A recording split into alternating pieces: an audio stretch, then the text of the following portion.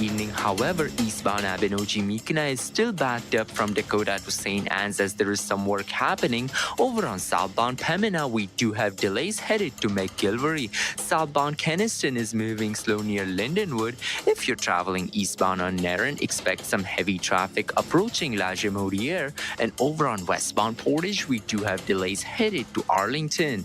On now, get up to $900 off at the Super Redemption event at Shoppers Drug Mart when you redeem up to 500,000 PC Optimum points.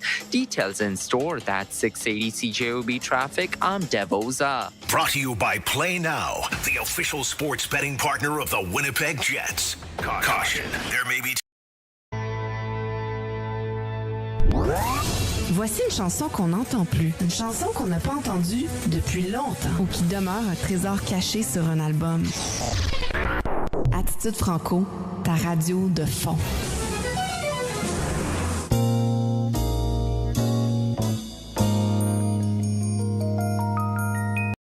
Up, not worrying about what the Montreal Canadiens may or may not do, as we welcome you back to the Mid-Canada Fasteners and Tools pregame show, your place to shop with a professional tradespeople shop.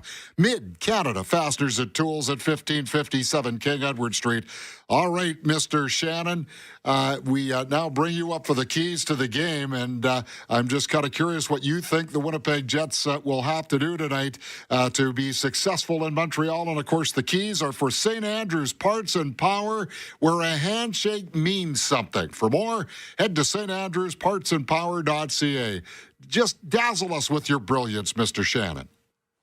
Well, I tell you what, Kelly, I think that everyone has to hope that Monday night was the wake-up call of all wake-up calls for this hockey club. And just looking at some of the numbers, when this team scores first, they win 11 of 14 games. So what we saw in Buffalo on Monday night was a shift and a half where the Jets dominated before Buffalo took over the game. It has to be the first 10 minutes of this game where you see the Jets dominate Montreal somehow, some way. Get the first goal, take advantage, push back, be the Jets that we've seen for the last 3 years. And I think that will be a huge difference. I mean, we heard some of the players talk about it on the off day. Get off to a better start. That is so important to this hockey club, both from an emotional point of view and a practical point of view. What you don't want the Canadiens scoring first and then another emotional sag like we saw on Monday. The other aspect of this is Lane Hudson will play just his third game in his career against the Jets. Lane Hudson is a dynamo on the ice. How to find a way to combat and control Lane Hudson, particularly in the offensive zone, will be a huge challenge for whatever forward group is out there. It will be a key to the success of what the Jets have to do. And the other aspect, Kelly, is shoot from everywhere. Shoot from everywhere. The Montreal Canadiens goaltenders, Dobish tonight or Montembeault, have not had a great start to this season. If you shoot from everywhere, there is a chance that it goes in, Kelly. Dobish, 322 on the goals against average, 888 on the saves percentage, and despite those numbers is 8-3-2. It's been a real rough ride for Samuel Montembeault as Montreal comes into this game tonight 31st with 3.60 goals against per game. Christian O'Mell, one game underway, and it involves the Dallas Stars, who received some real tough news earlier today. Tyler Seguin out long-term with an ACL injury. Man, you have to feel badly for the just a classy veteran. He's been hurt a lot over the last few years, hip stuff, and he fought so hard to get back. And now this, just a freak accident colliding with Gavrikov against the Rangers. And now his season's probably over. It's a tough one for sure for Dallas, who's really banged up right now. 0-0, they're taking on the Devils. There's about 9 minutes gone in the first period there in New Jersey. Also starting when the Jets game does, Sabres at the Flyers. We also have a long time to wait before more games. 9 o'clock is the next batch with Mammoth at Ducks and the Sharks hosting the Capitals. The Manitoba Moose at 7 o'clock are in Chicago again, facing the Chicago Wolves. They've played a lot lately.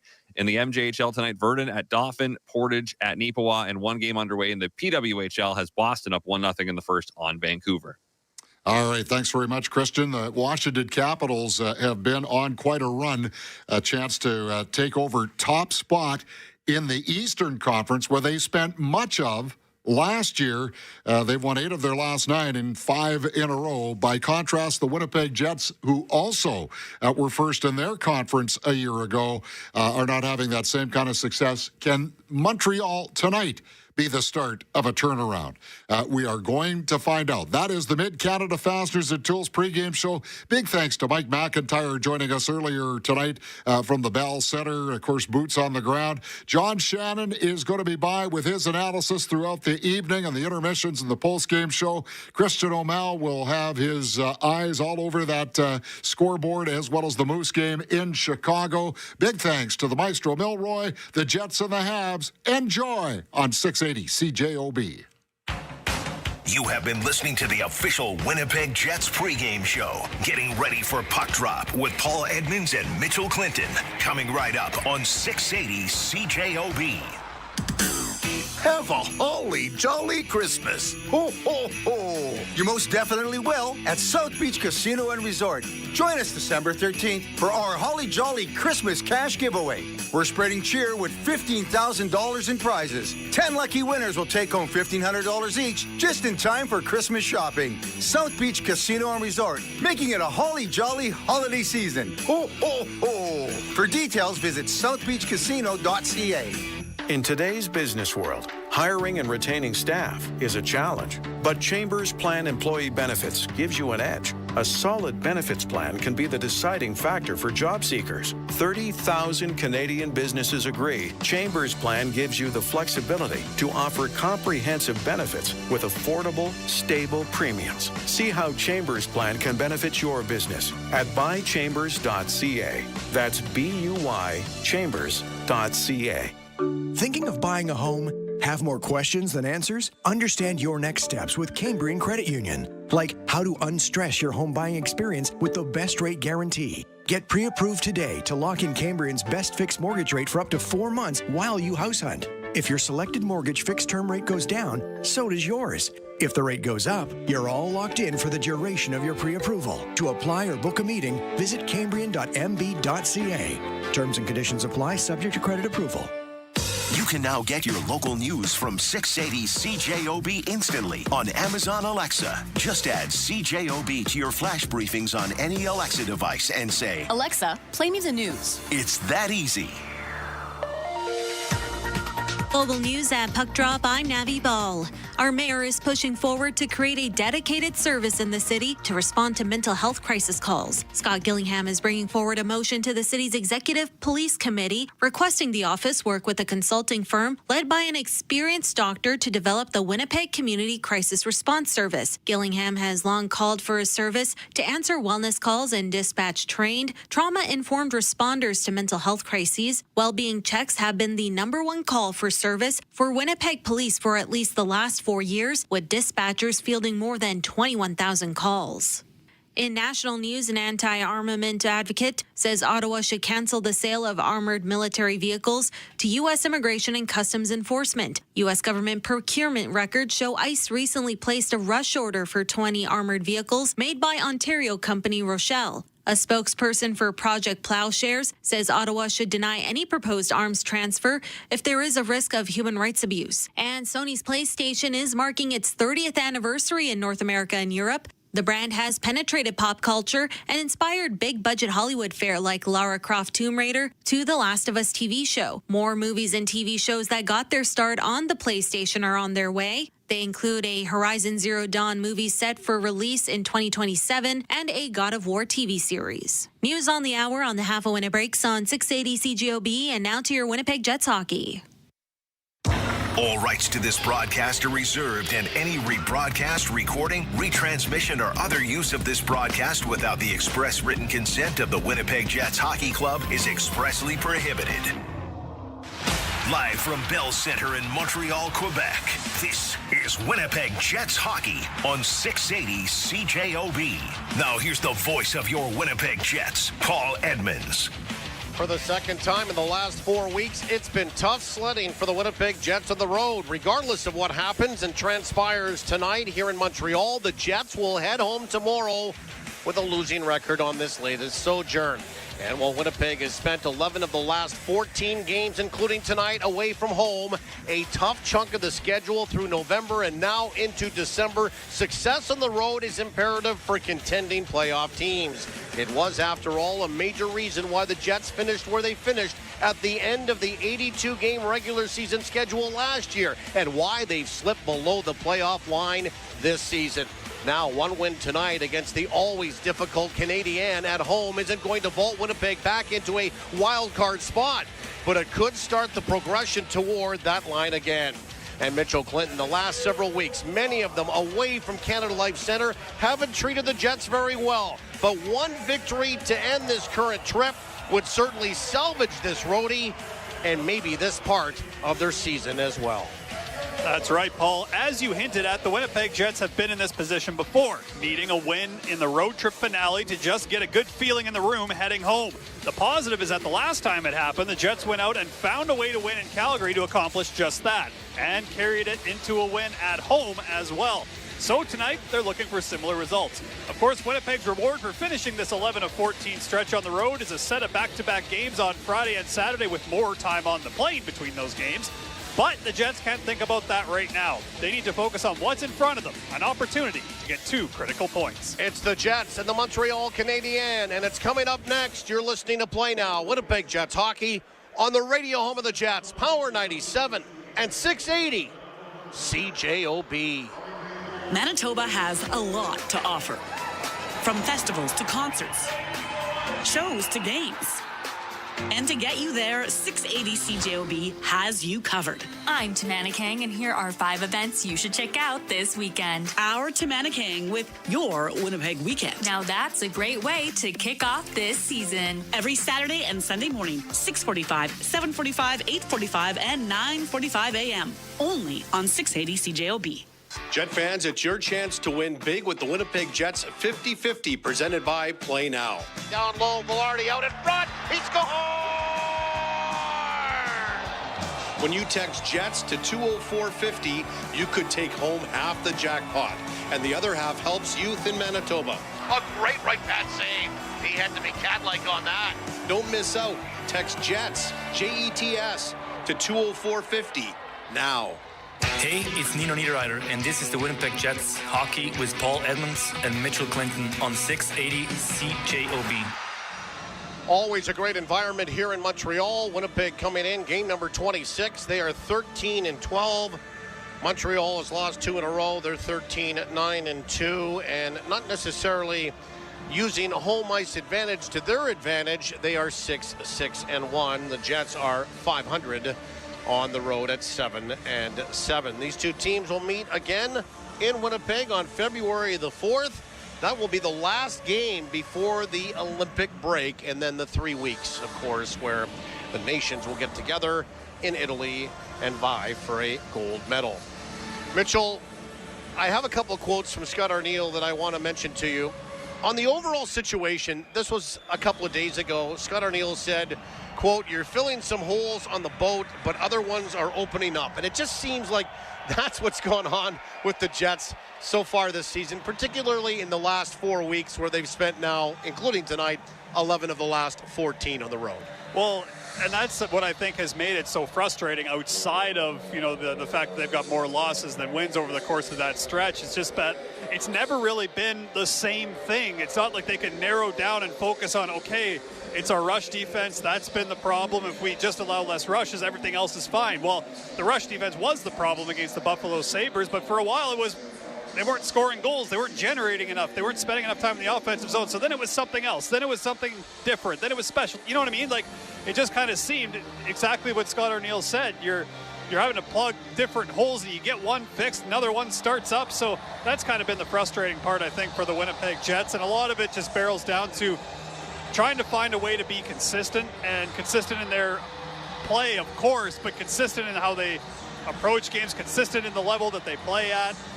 It's been obviously a challenging time. There's still lots of time in the regular season, of course, but as we know, you get past that U.S. Thanksgiving, you start keeping an eye on the standings a little bit more, just because you don't want to end up too far back. And for Winnipeg, you get a couple of wins, but maybe one here and head home and channel that into maybe some momentum at home.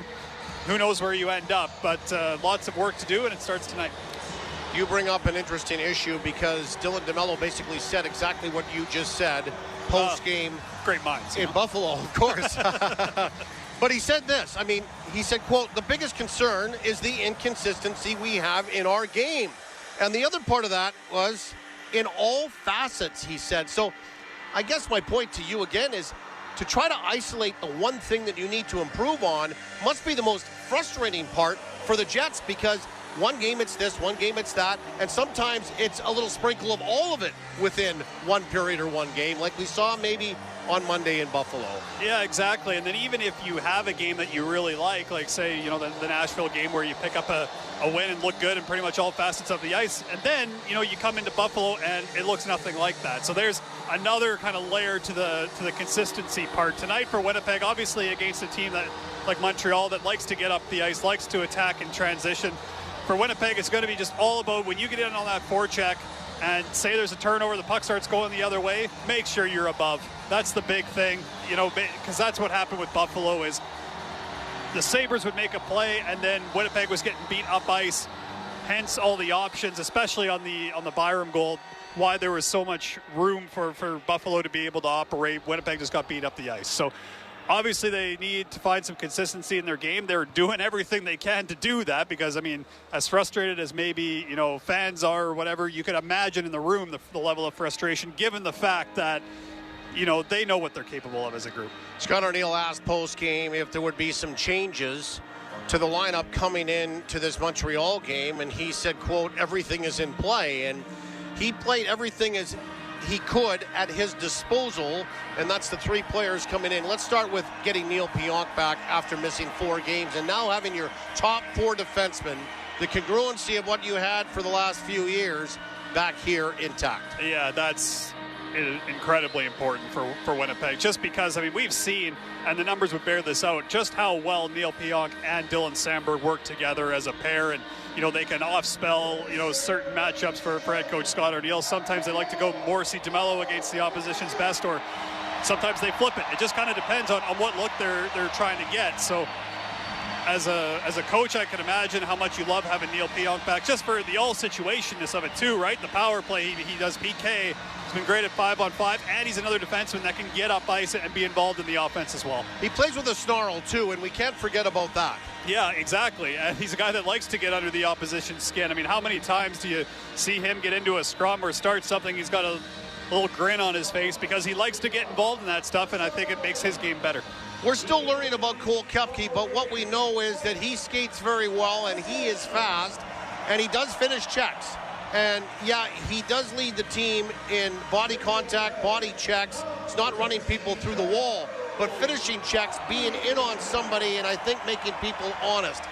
A thought on him coming back into the lineup, because he came back from injury and it was difficult for them to find a spot to get him back in, but it's going to be Gus Nyquist's spot that he will take tonight. Yeah, we keep talking about the 10 goals that Cole Koepke scored last year. Still looking for his first as a Jet, but it very well might come against the Montreal Canadiens. He had a couple of multi-point performances against the Canadiens last year, so he kind of referenced that this morning, so I had to go check exactly, what kind of great performance he was talking about. He has a 3-point night, he had a 2-point night, so he'd love for that to happen, but I like the speed that he's going to be able to bring in. He's a guy that, how many times do you often see him first on the forecheck, throwing that hit, and then he's got the foot speed to be able to get off of that check and make himself an option. So a real welcome addition to the lineup, I'm sure, tonight, just to see what he's able to bring.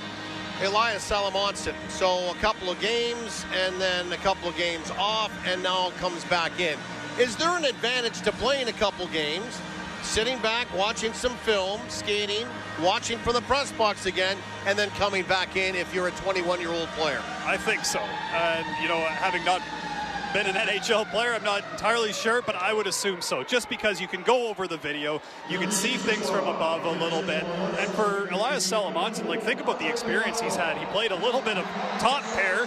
He played second pair with Dylan Sandberg. He'll be third pair tonight, so he's seeing all different kinds of matchups at the National Hockey League level. And they went up against two very good teams in Washington and Carolina. So you're going to see another quick, offensively gifted team tonight in the Montreal Canadiens. Elias Salamonson's also a guy, like we said with Neil Pionk, has a little bit of an offensive flair, likes to find players in the middle of the ice as well. So I'm really looking forward to seeing what Elias Salamonson can do after, being able to take that breath and get right back out there.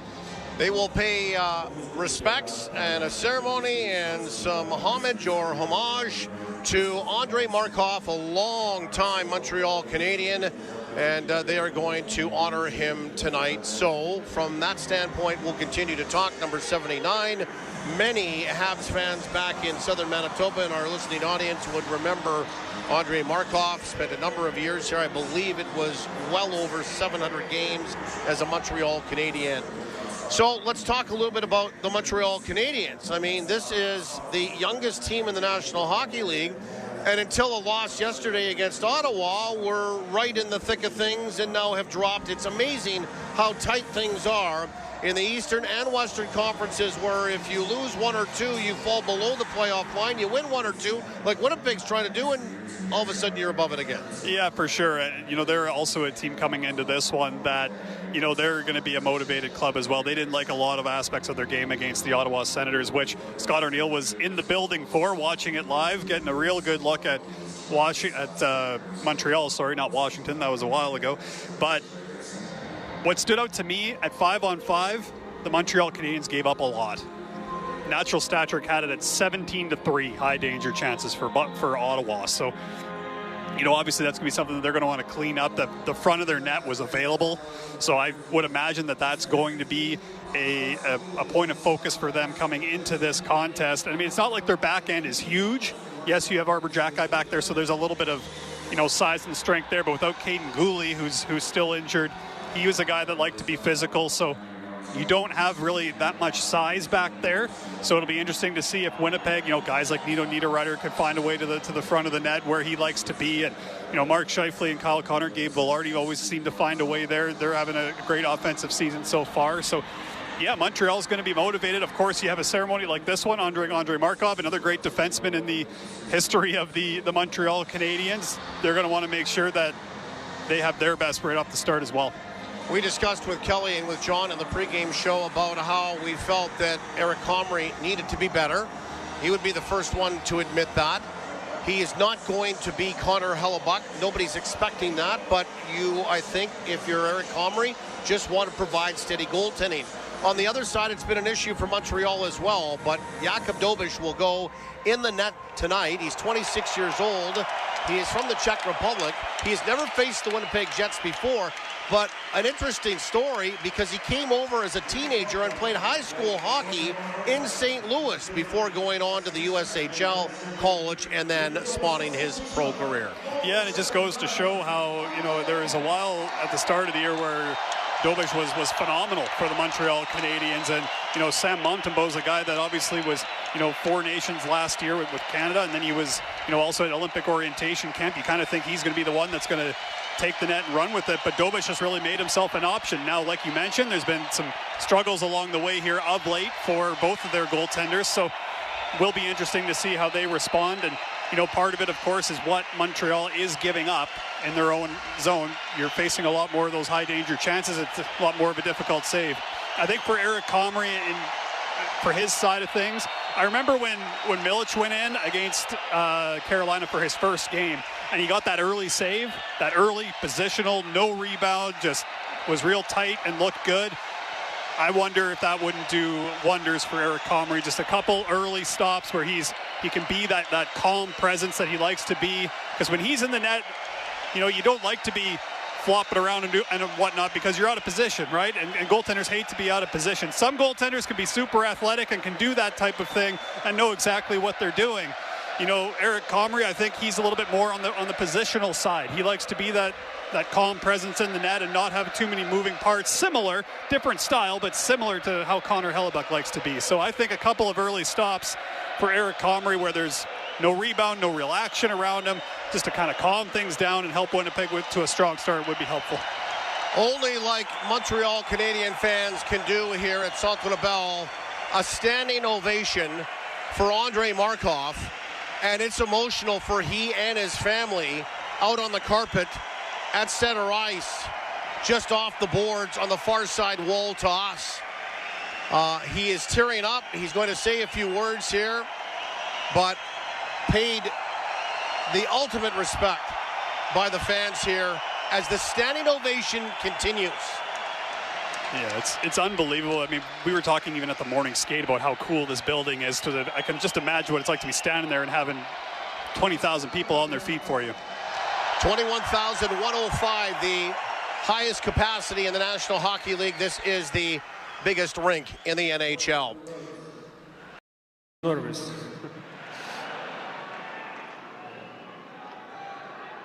First of all, it's a big honor to be here tonight.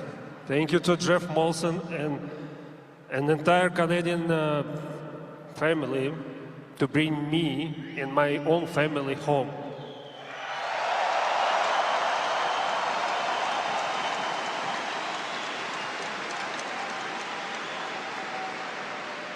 When I came to Montreal 25 years ago, I didn't know what to expect.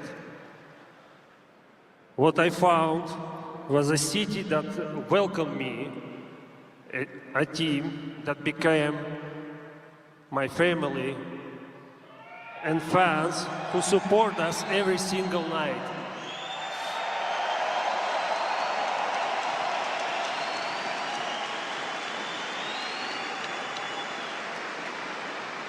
To all my teammates, my coaches, and the staff, thank you for making me a better person and a better player.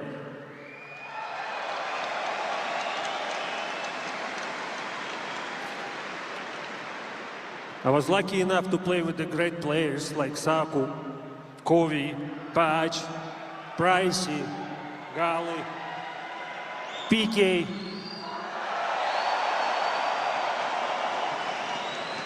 I know you're here somewhere, buddy. I love you. To my friends and the people outside of hockey, thank you for your support and helped me a lot. I love you guys.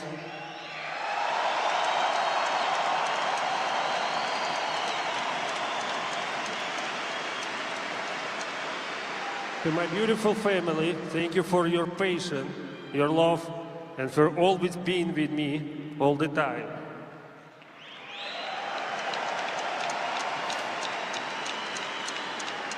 I always believed this is the best city to play hockey.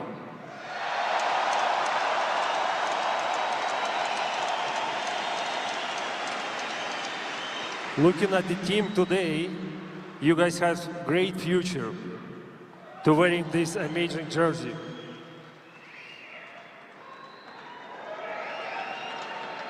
And finally, to the fans, merci.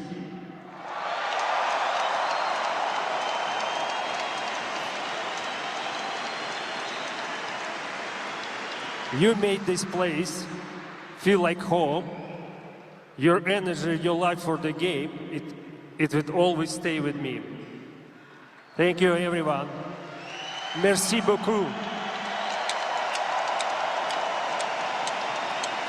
Montreal, je vous aime.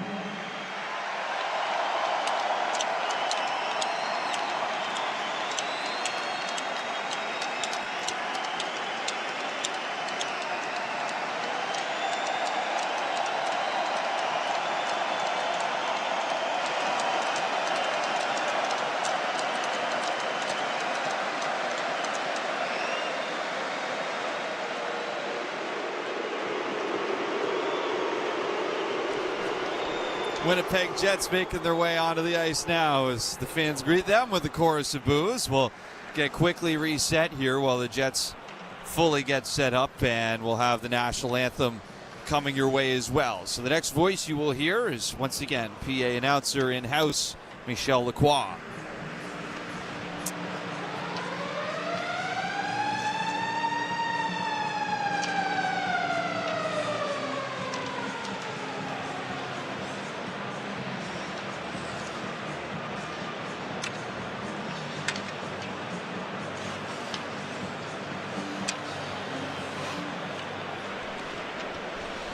Mesdames, Messieurs, veuillez maintenant vous lever et retirer chapeau et casquettes pour l'interprétation de l'hymne national par Alexandre Sylvestre, accompagné alors par Diane Bibo. Ladies and gentlemen, please rise, remove your hats and caps for the national anthem performed by Alexandre Sylvestre, accompanied on the organ by Diane Bibo.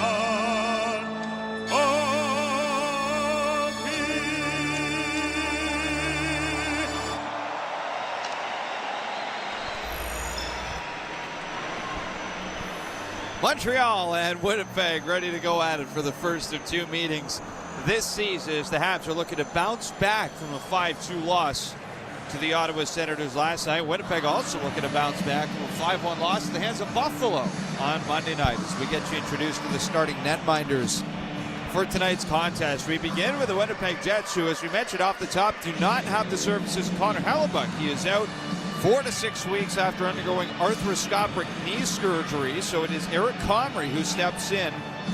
He was pulled in Buffalo after allowing 3 goals on 14 shots in the first period, as Montreal will go with Jakub Dobeš, who's not coming off a great start either. He was shelled in the Colorado game for 7 goals on 36 shots. So Montreal moving from right to left, and second half of a back-to-back for them, JP, but once again, as well for the second night in a row, they're catching a team that's right on the tail end of a lengthy road trip. Well, they can see the light at the end of the tunnel. They've got one more game to play, 60 more minutes. They'll stay in Montreal, fly back to Winnipeg tomorrow. So I'm sure that they will be ready to empty the tank. It's just how much gas does Winnipeg have left? And Montreal start us off tonight with a face-off win at center ice. They'll throw it right in as the Jets play it all the way back down ice. And we're going to get an icing here 9 seconds in. How about that Andrei Markov ceremony to start things off tonight, JP, as well. Big pop out of the crowd for number 79. You know, I can't say that I'm surprised. I think Montreal fans recognize the caliber of the player that they had for so many years, and we're genuinely saddened to see him not get to 1,000 games, just not able to get that last year of the contract taken care of, and saw Andrei Markov kind of head back to Russia. Disappointing kind of end to it, because it should have been a glorious end to a really good career. Montreal in the attacking zone. Dobson can't get the shot through as it's played around. Back in front. That's put wide of the net by Nick Suzuki. So Suzuki with Slavkovsky and Caulfield. This familiar first line is reunited off the hop tonight. As here goes Mark Scheifele down the right side. Fans haven't forgot Mark Scheifele is he'll carry it up the near side. That's Kyle Connor back to the line as here's a long try from Dylan Sandberg that hits the body in front. Now glove down far wing. It'll be thrown up ice by Dobson out to center and just past Kyle Connor into the Winnipeg zone.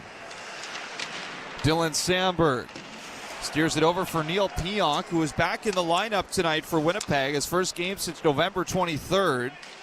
Missed the last couple weeks with injury. He's a key piece on the back end for the Jets. That'll be a welcome addition for this Jets club. No Colin Miller or Luke Shen or Hayden Fleury on the back end for Winnipeg, as Lane Hudson is in behind his own net. Texier playing with Demidov and Kapanen tonight on the second line. They go to change, so on steps Brendan Gallagher with Josh Anderson and Jake Evans, which is the most veteran line on this young team in Montreal as they'll play it into the Winnipeg zone. As young Swedish defenseman Elias Salomonsson, playing his third NHL game tonight, moves it up the far wing for Winnipeg. Out to center. It'll be taken by Struble and moved back in off the stick of Jake Evans. Jets with it in their own zone. Nemestikov run into by Josh Anderson as the puck goes out to center. It'll be thrown in by Salomonsson. It's a couple of bumps early for Montreal. I guess they're just showing that they're ready to go here. Now this puck is moved over the glass and out by Winnipeg. And that'll be a stoppage. 2 minutes and 11 seconds into the first period tonight. Well, it has not been easy, as you mentioned, Victor. Connor Hellebuck out of the lineup. 1-5 since the announcement that he was getting that arthroscopic surgery on his knee. There's been a whole bunch of Jets who've been injured this season, including the captain. Lowry's only been back in for the last 13 games. Missed a whole bunch at the beginning of the season. Cole Perfetti missed a bunch of games for them as well. It's been a tough start to the year for Perfetti, too. However, Mark Scheifele and Kyle Connor, they've been as good as ever for Winnipeg. It's a lot of heavy lifting that they've been doing on the offensive side. That's the issue. They haven't had much else in terms of contribution outside of those two. As Demidov carries to center for Montreal. It's played in behind the Winnipeg net. Back up the near side. Perfetti wedges that over, and here goes Nemestikov to center. Out there with Jonathan Toews, who the Montreal Canadiens haven't seen in quite some time. Last time he played against the Habs was back in 2022. As here's Perfetti off the wing. Tries a shot, jammed it wide. As Texier plays it back. Now behind the net, Demidov handles for Montreal. Jets are changing. To be exact on Jonathan Toews, this is his first game against Montreal since November 25th of 2022. He usually gets mobbed when he come in. The French media. Oh, he did this morning. Yes, that was no different this morning as the Canadiens have iced the puck here. So come all the way back. Of course, Jonathan Toews perfectly bilingual. His mom is French speaking. And I think there's a grandma connection in there too somewhere. I wouldn't be surprised. Yep. Well, there's, as I was told this morning, there's a big French presence out in Manitoba. Oh yeah, of course. Jonathan Toews is a Winnipeg man, so getting to play for his hometown team now with the Jets. Yeah, it's got to be pretty exciting. First ballot Hall of Famer, 3 Stanley Cups.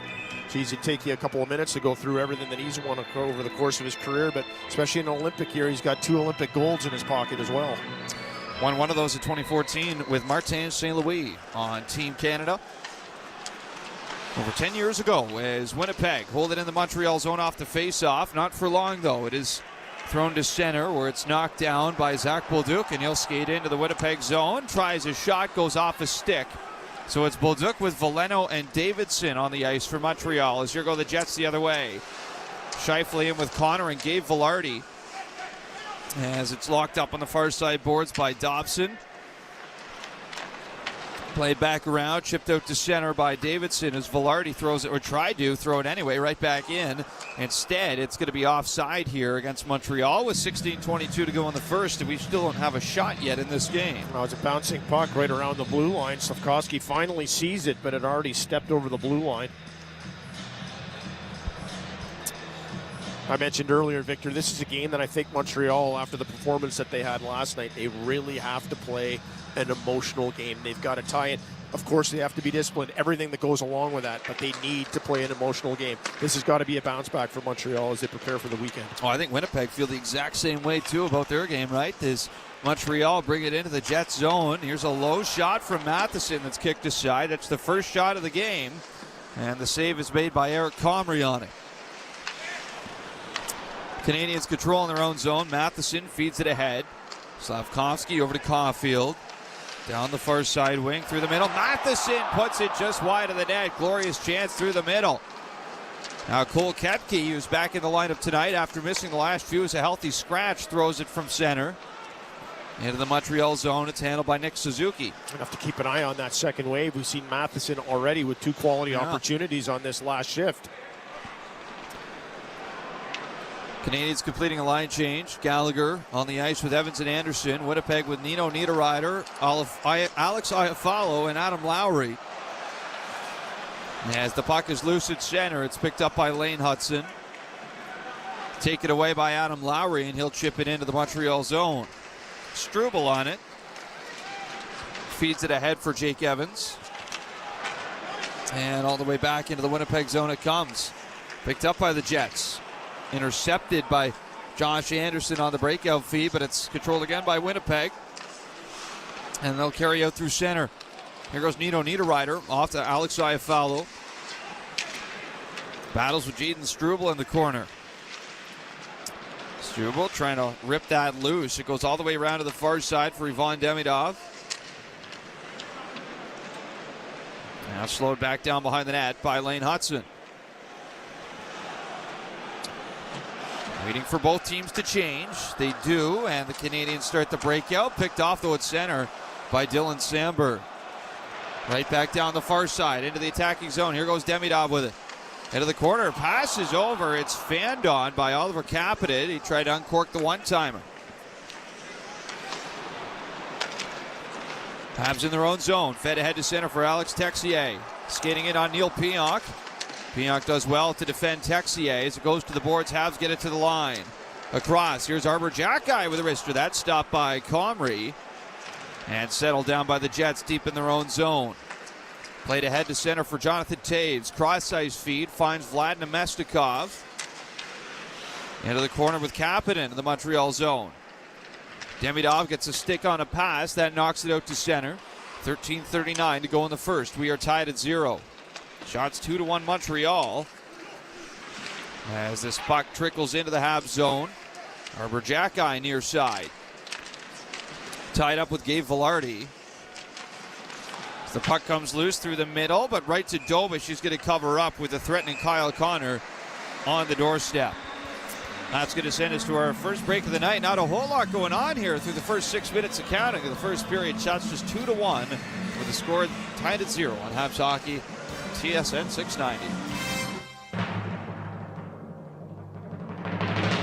From the first time on skates to wearing a special hockey jersey, the Podium Mini Entrepot is here for you. Store your sports gear and seasonal items to create space for all of life's adventures. Try 4 weeks free at tepodium.com. For over 10 years, Novo has teamed up with thousands of employers to establish high-performance OHS game plans. We excel in our field by providing top-level, comprehensive, and integrated occupational health, safety, well-being, and human resources services. Being part of your success is our greatest motivation and pushes us to innovate every day. Together, we are creating healthy, dedicated, and safe workplaces. Novo is a proud partner of the Montreal Canadiens.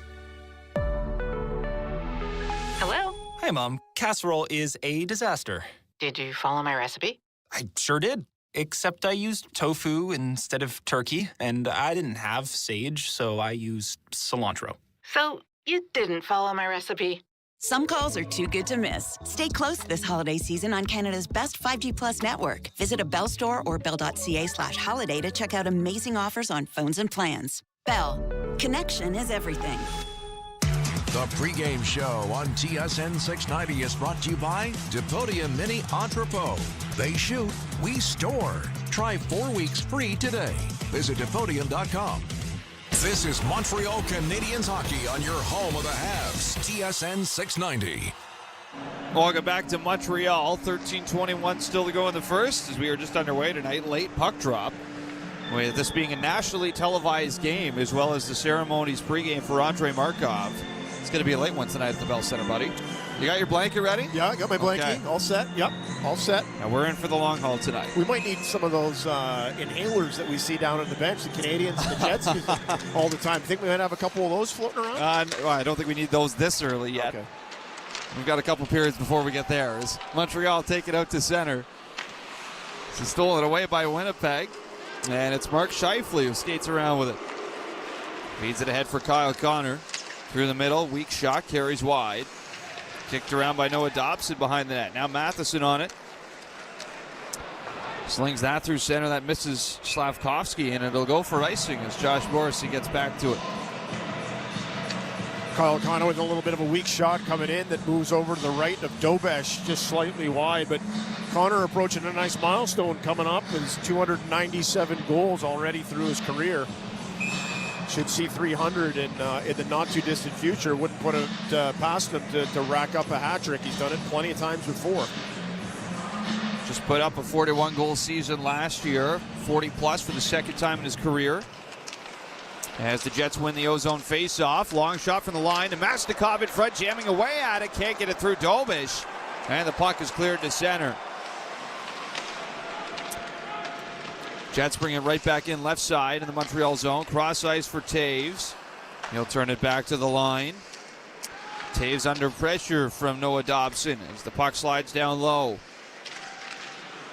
Jets into the corner with it, back up the wing, Salomonson. For Taves, long try, kicked away by Dobish and out of harm's way, out of play. That is the area last night, JP, that the Habs were not very pleased with, their D-zone coverage. No, their D-zone coverage yesterday was really dreadful. A lot of standing around, a lot of looking, a lot of pointing, and you do it rather than me. But one thing I like to see at Matheson and Dobson in particular out on that last shift. Dobson very active with his stick.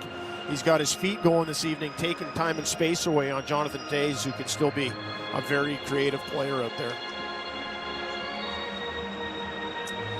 Jake Evans versus Adam Lowry in the face-off. Glove hand side of Jakub Dobish. This is knocked ahead by Lane Hudson. Hudson grew up watching the Chicago Blackhawks as a kid, so this should be pretty cool for him, getting to play against a player he would have seen a lot of in Jonathan Taves growing up. As the Winnipeg Jets move it out to center. We'll see Chicago later this month. Oh, yes, we will. Connor Bedard continues to be on That's a fun team to watch right now. It was going to take a couple of years. I think everybody recognized that, but Chicago's certainly coming along. Here goes Brendan Gallagher out to center ice. Left side with Josh Anderson, but it's taken away by Winnipeg. Feed from Dylan Samberg across for Pignac, goes back to Samberg. Up to center ice. He misses Niederreiter with the pass, and that's going to go for an icing.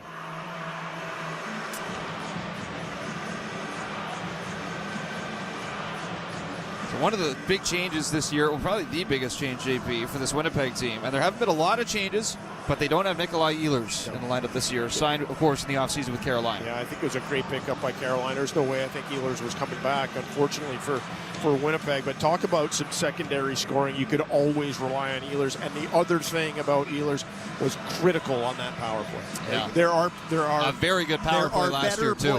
There are better players on the ice, but everything ran through Ehlers.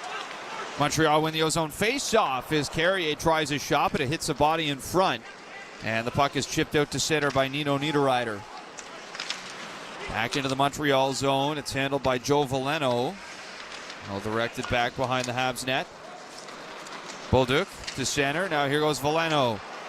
Skating in far side. Tries a wrister. Stopped by Comrie, and he'll get on top of the rebound as well to cover it up. Well, that's not a bad shot at all by Veleno, who comes down the right side of the ice. Left-hand shot, so he's got a better angle for his stick as that puck gets released quickly. Catches Comrie up high. Comrie spills the rebound. Actually took him a second to kind of get it back under control as it fell into the blue paint, but does manage eventually to get a whistle. Joe Veleno still just a 1 point through 20 games for the Montreal Canadiens this year. You know, in a tough game yesterday, you could hear Marty St. Louis post-game. It was one of the few things that was positive. They're talking about Veleno, and there was a lot of trust with Veleno right now on the penalty kill. Ozone face-off win for Montreal. Struble walking in, put it right off the goal post. Picked up by Davidoff. Back to the line for Lane Hudson. Back over to Struble left side. Tries Carrier with a pass, and the shot is stopped by Comrie as the Canadiens move it back up the near side wing. Visions of Andrei Markov coming down. Morgan Barron almost gave that away as it ends up at center ice. And it is thrown in by Cole Koepke. Now here goes Lane Hudson ahead to center. Through for Caulfield, bouncing into the Winnipeg zone. Settled down by Gabe Vilardi, and back the other way to center ice come the Jets. Moved in off the boards by Kyle Connor. Scheifele goes after it. Back up the near wing. It goes all the way out through center ice. And back forward is Elias Salamonson.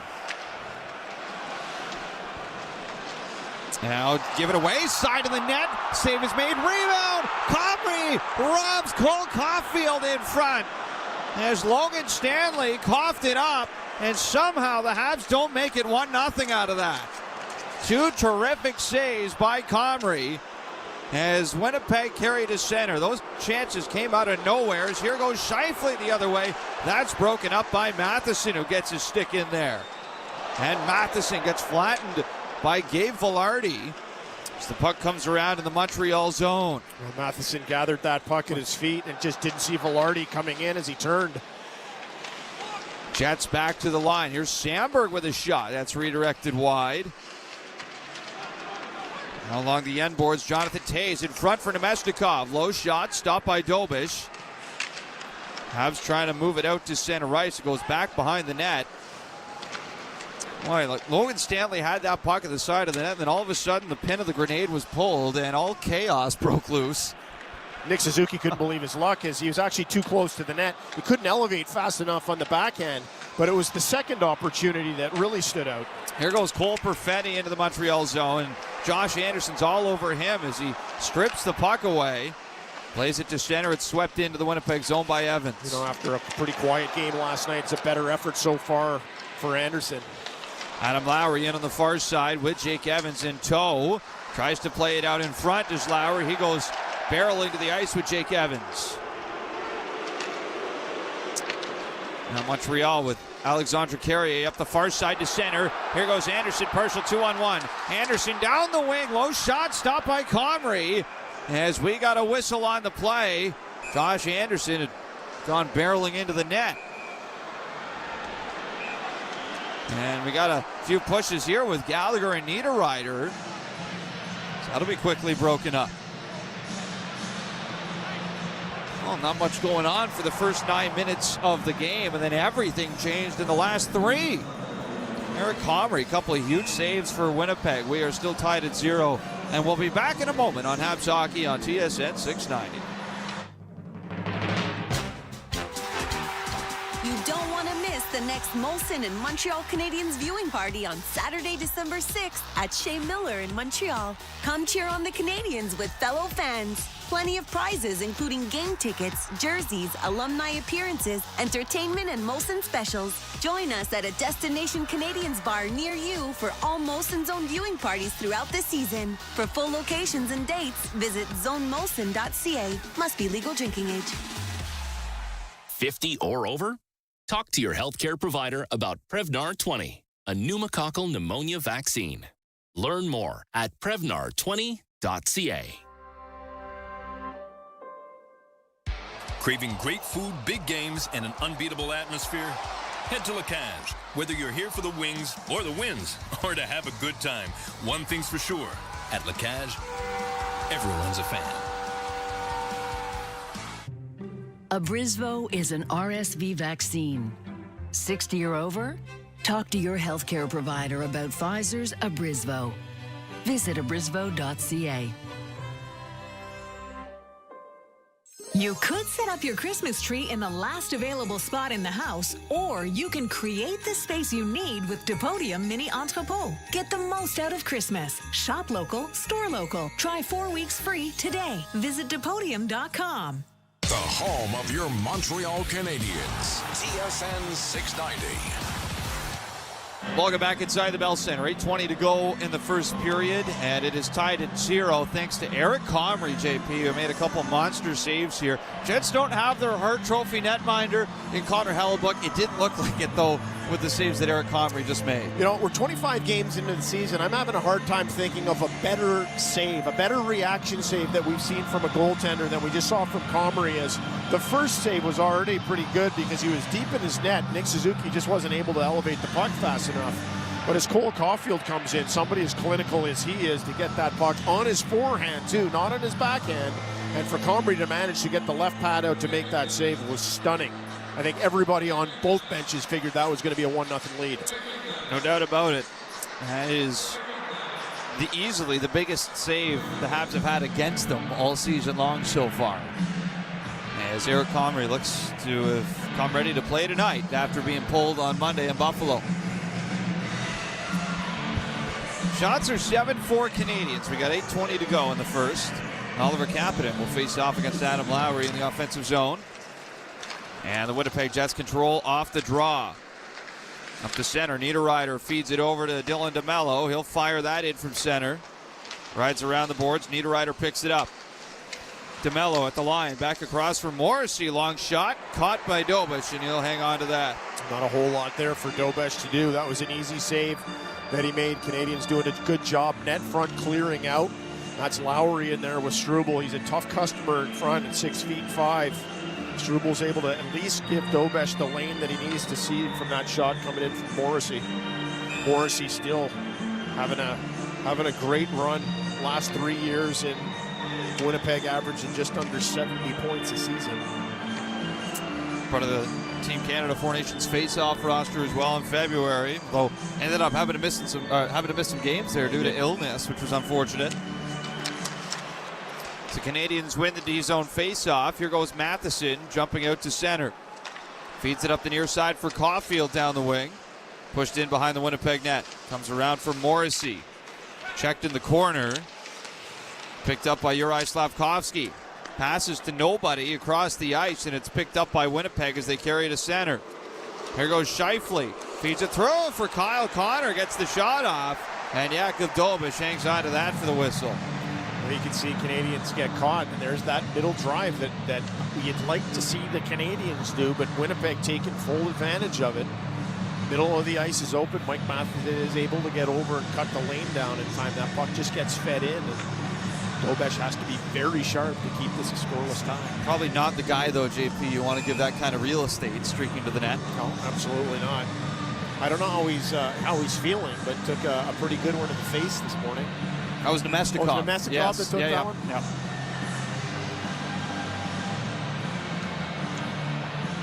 Yeah, Nemestikov obviously in the game tonight. He's taking the face-off here against Oliver Kapanen, but he did leave the morning skate early for Winnipeg. As here's a shot off the far side, sharp angle from Pionk that's squeezed by Dobish for the whistle. As Pionk had a bit of a headlock here with Arbor Jackeye. Rather friendly departure. Yeah, I'm thinking Pionk isn't really that bothered. Comes back into the lineup. First thing he's looking to do is drop his gloves with Arbor Jackeye. Face-off blocker side on Dobish. To be Kapanen versus Jonathan Toews, and Kapanen and Montreal take control off the draw. Here goes Demidov to center. He's got Kapanen trying to streak through to the net. Out in front, it's pushed wide by Texier as Alexandre Carrier goes in behind the Winnipeg net. Picked up now by Texier far side. Twisting around to the corner, to the line, across it goes for Jackeye. Carrier, bad pass, ends up out at center ice where Texier recovers. And now Oliver Kapanen strips it away from Pionk. Through the middle, waiting, Texier passes off. Demidov with a wrister, that's stopped by Comrie. And back into the corner, Dylan Samberg moves it ahead. Jonathan Toews out to center. End of a shift, he'll shoot it in on Dobish, who flags it down with a glove. I think you got to give Texier credit. He kept running out of space, and rather than fire one blindly, he waits for the second wave to come in for at least an offensive opportunity. And right over the Winnipeg line, this is going to be called offside with 6:34 to go, tied at 0 still in the first period. It's Balduc coming in just a little bit too fast, but coming back to Texier, he gets an opportunity to kind of move up, playing with some better players, or at least more gifted offensive players. I think you got to be careful there because the third and the fourth lines do provide a whole lot, but when you're looking at Kapanen and Demidov, there's two guys who clearly have a little bit more to offer. Neutral zone face-off win for Montreal. They fire it in. And Stanley behind his net almost spilled out in front again, but this time Morgan Barron was there for Winnipeg. Jets have had some real adventures here in their own zone. As the Canadiens battle for it off the near side, it squeaks loose behind the Winnipeg net. Picked up by Joe Veleno. He'll move it back to the line for Lane Hutson. Walks across to the near side, fires it through, can't get the tip. It is held in by Struble. Stanley ties up his man along the end boards. As it comes free in the corner, here's Joe Veleno. Plays it back around, Stanley on it. To the line, Struble trying to hold it in again. Unable to do so this time. Heck of a shift by Jared Davidson. Here goes Lane Hutson with speed. Good stick by Stanley, knocks it away, and they'll try and tie up Lane Hutson on the far side. Big size mismatch there. Tough to get away from Stanley as he gets close to you. Hutson does have the puck. Back over to Jake Evans now near side. To Hutson. Tries a one-timer. That's blocked off a stick. Given away again. Here goes another shot. Stop. Comrie. Two more big saves in front as he stops both Brendan Gallagher and Jake Evans on the rebound. And a big hit off the forecheck. Carrier gets laid out by Adam Lowry, and here we go. Gloves are off. Arbor, Jack-Eye, Adam Lowry at center ice. Captain of the Winnipeg Jets going up against Montreal's heavyweight. Jack-Eye gets a few rights right away. He's already lost his helmet. Twisting around at center ice. Jack-Eye, big response right. Disengaged for a moment. Back together. And Arbor, Jack-Eye gets a few more shots in on Lowry, who went down. And that'll ignite the crowd here in Montreal with 5 minutes to go in the first period. Well, Jack-Eye's going to head right down the tunnel here. 5 minutes to go. You're going to give the players the option to stick around or call it a period. And the fans love this one here in Montreal as the gloves come off between Jack-Eye and the Winnipeg captain, Lowry. But if there's one person in this building that's going to do good for, it's Jack-Eye. Jack-Eye needed a win in that fight. Winnipeg penalty number 17. Montreal penalty number 72. 5-minute major each for fighting. So, one fight with a couple majors on either side. A couple monster saves as well from Eric Comrie. As we got 5 minutes to go in the first, still tied at 0. Back in a moment here on Habs Hockey on TSN 690.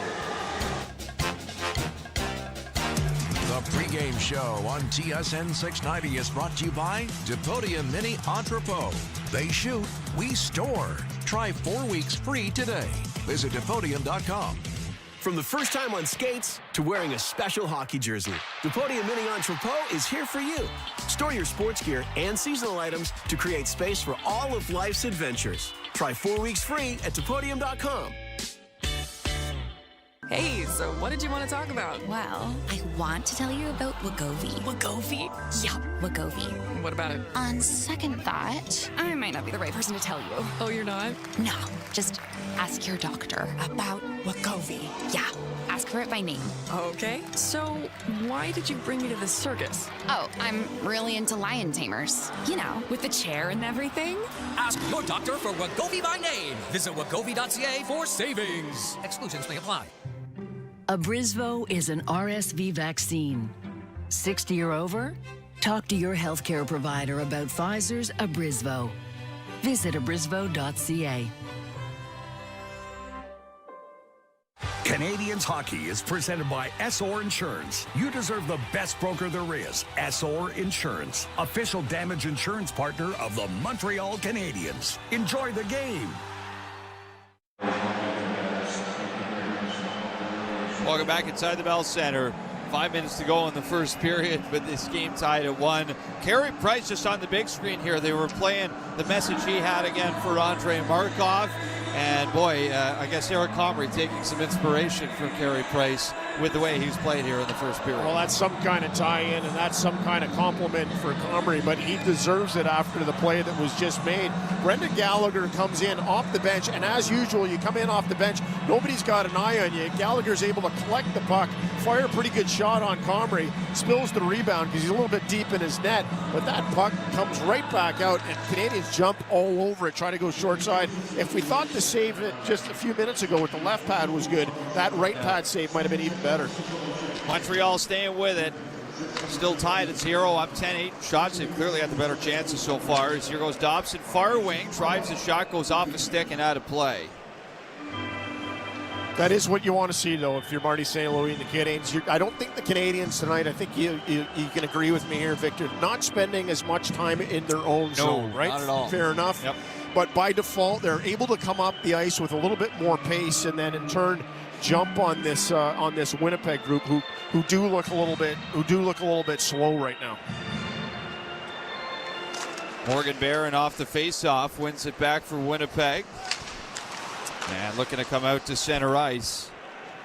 Loose puck through the neutral zone is picked up by Noah Dobson. And played right back the other way by Mark Scheifele. Into the attacking zone, centering attempt goes off a body and wide. As the Canadiens try and hunt it down off the far wing. Picked up again by Scheifele. Spins it through and throws it to the near side.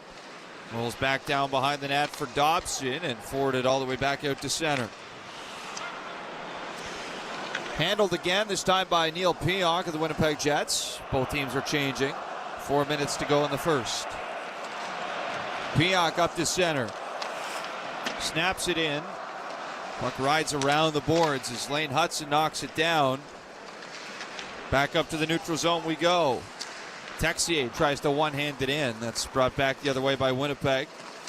Neil Pionk passing through in front, almost connecting with Cole Perfetti was Jonathan Toews. And play staged alive on the far side boards, picked up by Sandberg. Looking over on the right side for Perfetti.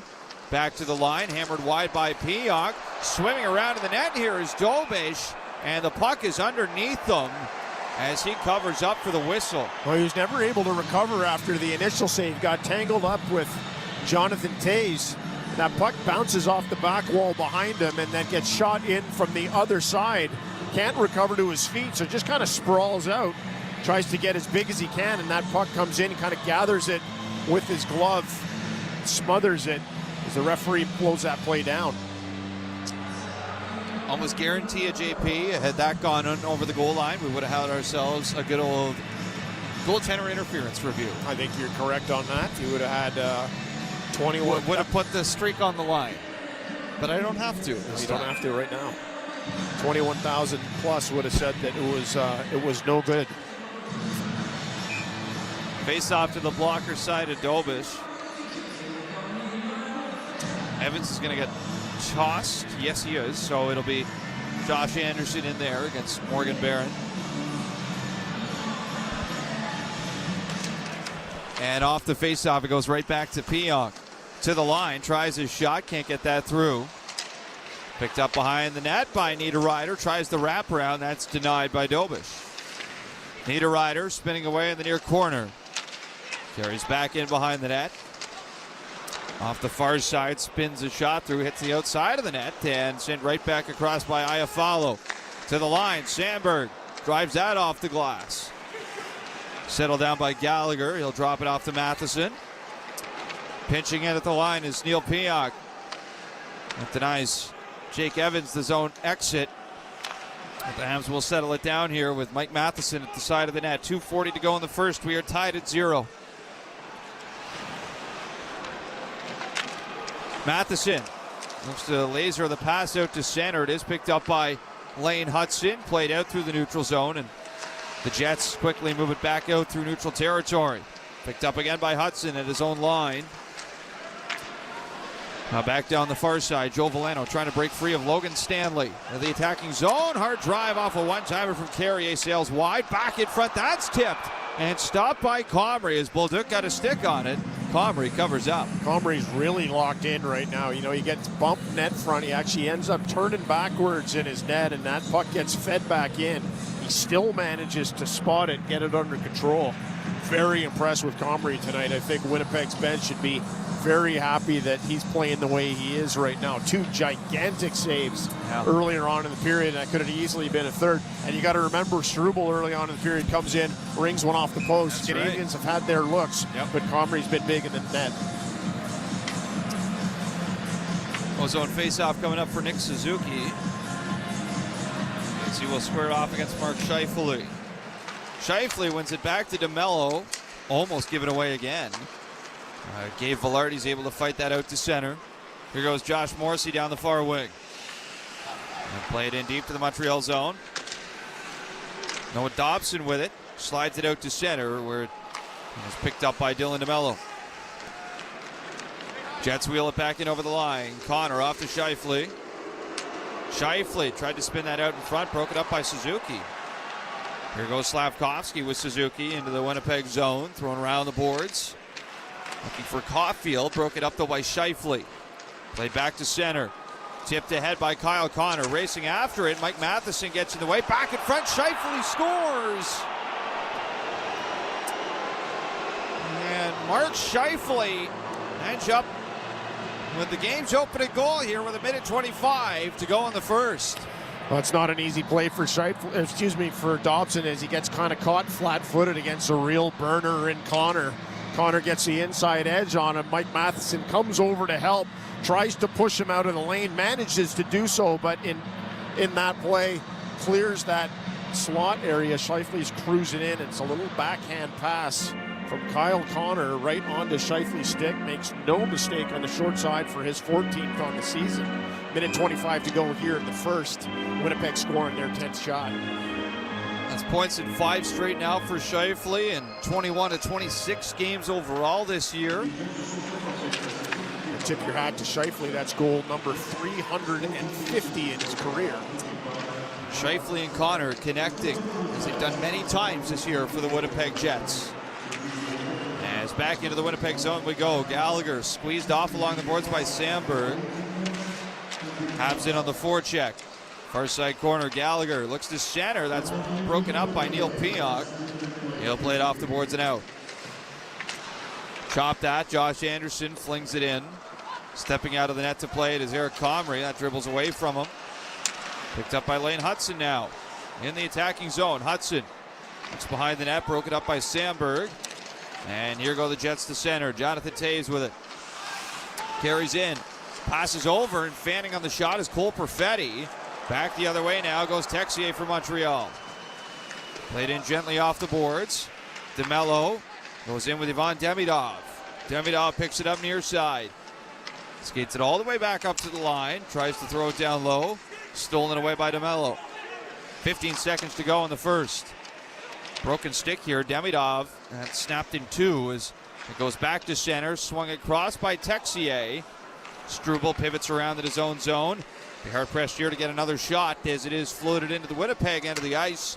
And that will do it for period number 1. Best quality chances by far go to the Montreal Canadiens through their 11 shots. Found a post, but they also found a goaltender who's hot right now in Comrie. A couple of glorious saves to keep the Canadiens from scoring a goal. A little more opportunistic in the second period. I'm sure Marty St. Louis will be encouraging his players as he goes in to have a chat to them. Shots 11-10, Montreal through 20. Scheifele from Connor and Vilardi at 18:35, the only goal in period number 1. As we will send you to break and be back on the other side of it with the first intermission show on Habs Hockey on TSN 690.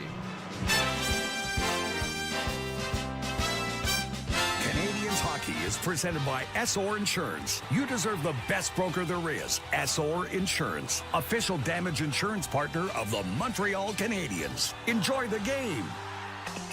Wherever Canadians raise a glass, you'll find Molson. There's a good reason for that. When you've been in Canada for over 230 years, you get around. In the cups and fridges of Canadians, generation after generation, Molson has a beer for everyone. So raise a glass or cup or whatever you pour your Molson in, because it doesn't matter what it's in, it matters where it's from. Canadian, Export, Ultra, Excel, Molson. Everyone in. Must be legal drinking age. Are you looking for a damage insurance broker that specializes in commercial insurance? There is only one name, Essor Insurance. Present in 12 regions in Quebec, Essor Insurance brokers are the perfect advisors for you. With more than 65 years experience, Essor Insurance is proud of its team of brokers who stand out for their ability to select the best products for your business. Call 833-370-2704 or visit essor.ca to ask for a quote. You deserve the best broker there is. Essor Insurance, official damage insurance partner of the Montreal Montreal Canadiens. Here, we like to keep it fresh because Tim's coffee is brewed fresh every 20 minutes. Whether you're on the go or at your desk, it's always the perfect time for Canada's favorite coffee, made with 100% premium Arabica beans. It's time for fresh. It's time for Tim's. Hello? Hi, Mom. Casserole is a disaster. Did you follow my recipe? I sure did. Except I used tofu instead of turkey, and I didn't have sage, so I used cilantro. So, you didn't follow my recipe? Some calls are too good to miss. Stay close this holiday season on Canada's best 5G Plus network. Visit a Bell store or bell.ca/holiday to check out amazing offers on phones and plans. Bell. Connection is everything. There's nothing like hockey night in Montreal. See the Habs live at the Bell Centre and be part of the NHL's most electric atmosphere. Buy your tickets today. Hey fans, this is Josh Anderson. Get your tickets now at Canadiens.com/tickets. The first intermission is brought to you by Wegovy. Ask your doctor for Wegovy by name and visit wegovy.ca for savings. Some exclusions may apply.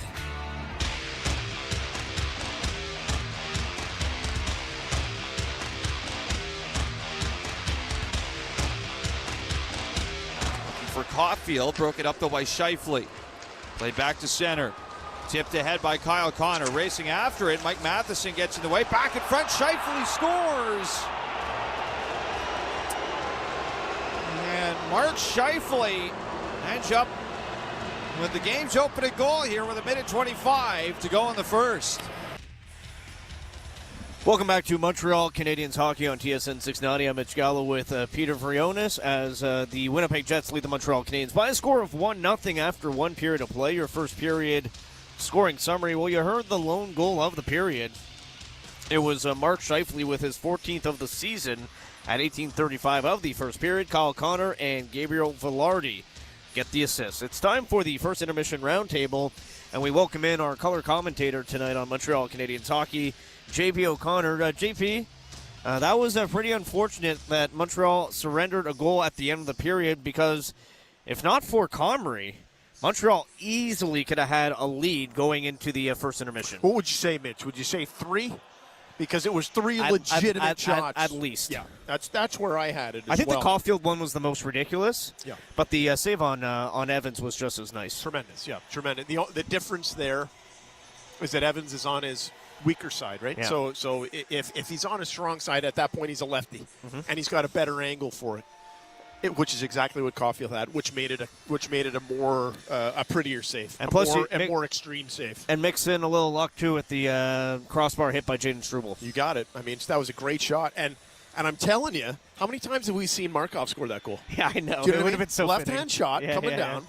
We just needed Struble to whip his helmet off there and have his shaved head going. Oh, he's got a shaved head. He would have been perfect. He does. It would have been bang on, but it was very reminiscent of goals that we used to see from Markov as he would slide down that left wall and catch a puck and use a well-placed wrist shot to go kind of tuck it under the bar. But Canadians just have to be more opportunistic. You get chances like that rarely in games. Those pucks just have to go in, and they're falling to the guys that you want them to fall to. That puck for Caulfield there. Caulfield can't believe he didn't put that puck in.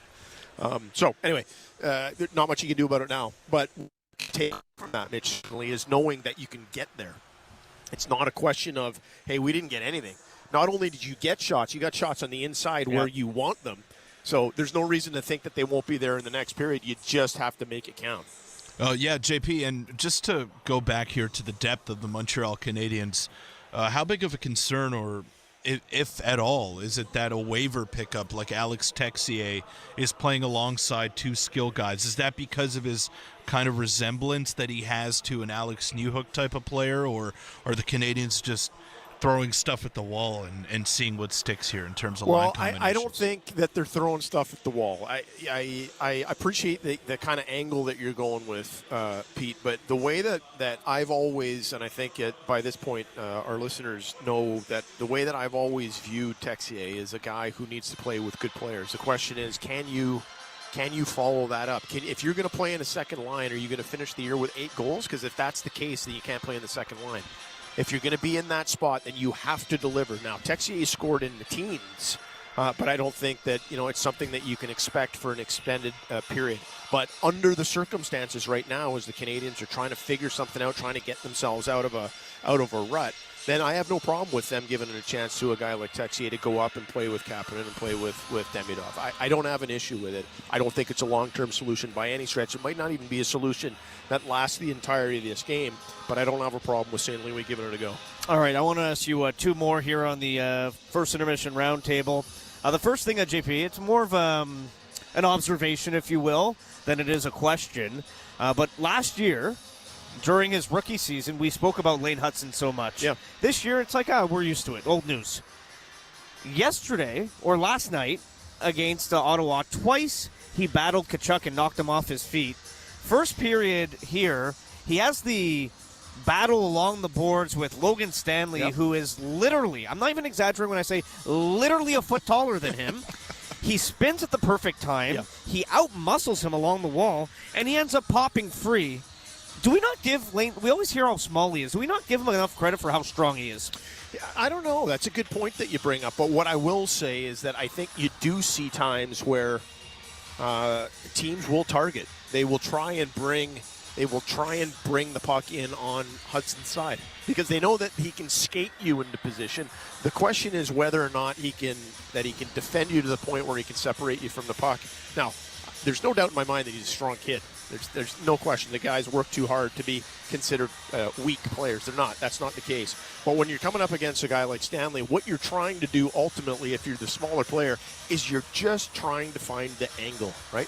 You feel something on your right shoulder and you're moving to your left. You feel it on your left, you're moving on your right. You're just trying to make sure that you don't get wrapped up because the guy is an octopus. And not only is he an octopus, he's a really strong octopus, right? You cannot get away from him. So I think with Hudson, he is such a slippery skater. He's so evasive when he skates that when he can get an angle on you, he can usually pull out of it. And I think that is what makes people think, geez, he must be a tank. And the other thing I want to know here before we wrap up on the first intermission roundtable, do you think at some point the Canadiens might look at breaking up Matheson and Dobson? I think they should. I think that's something that's long overdue. There's no harm in it. But I think when you look at Matheson has the ability to catch a puck, and if he doesn't have an outlet, he can skate it out of there. I don't think it's something Dobson does particularly well. I think he's more of a passer. But I also think that it can very much benefit Hudson. Because every time Hudson is getting pucks from Struble, I'm not always certain that the puck is going to go back over there. So there has to be an option for Hudson as well. It can't be Hudson getting the puck and people looking at him and saying, okay, he's got it. He might be tough to catch, but I know where he's going to go. He is going to be predictable. So I think it's overdue to have a look at moving that around. I think it's a good pickup by you. And that's the swap you would make. You would put Matheson with Hudson? Yeah.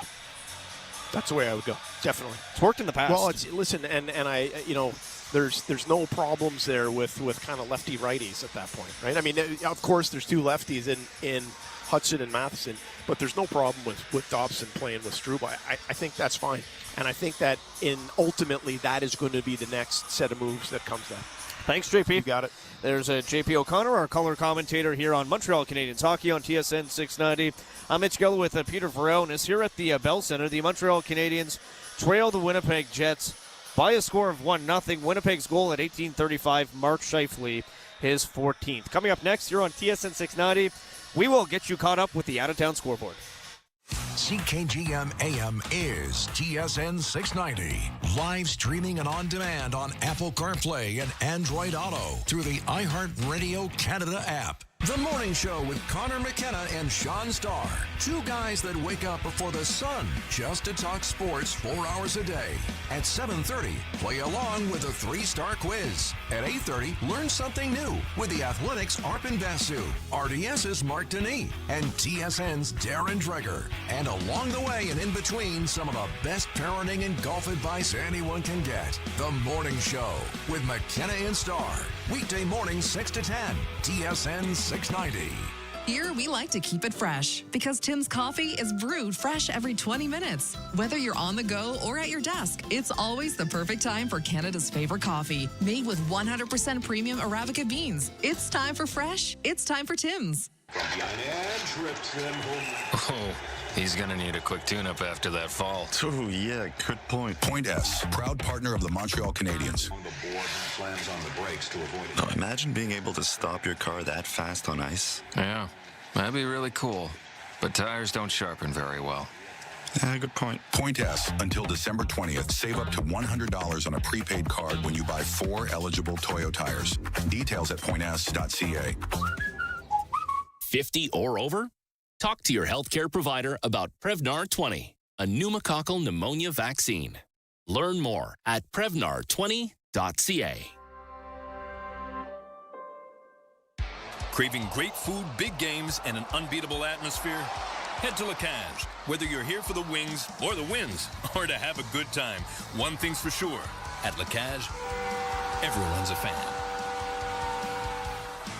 Canadiens hockey is presented by SOR Insurance. You deserve the best broker there is. SOR Insurance, official damage insurance partner of the Montreal Canadiens. Enjoy the game. Night where he was kept off the score sheet last night. Feeds Lindell. Then back for Robertson, and he scores! Work the Devils into a scramble in their own zone with their psycho game. Look at that little sifter. Robertson starts it along the boards. You can see the Devils, it looks like a goat rodeo. And after Robertson gives it up, he gets it right back again.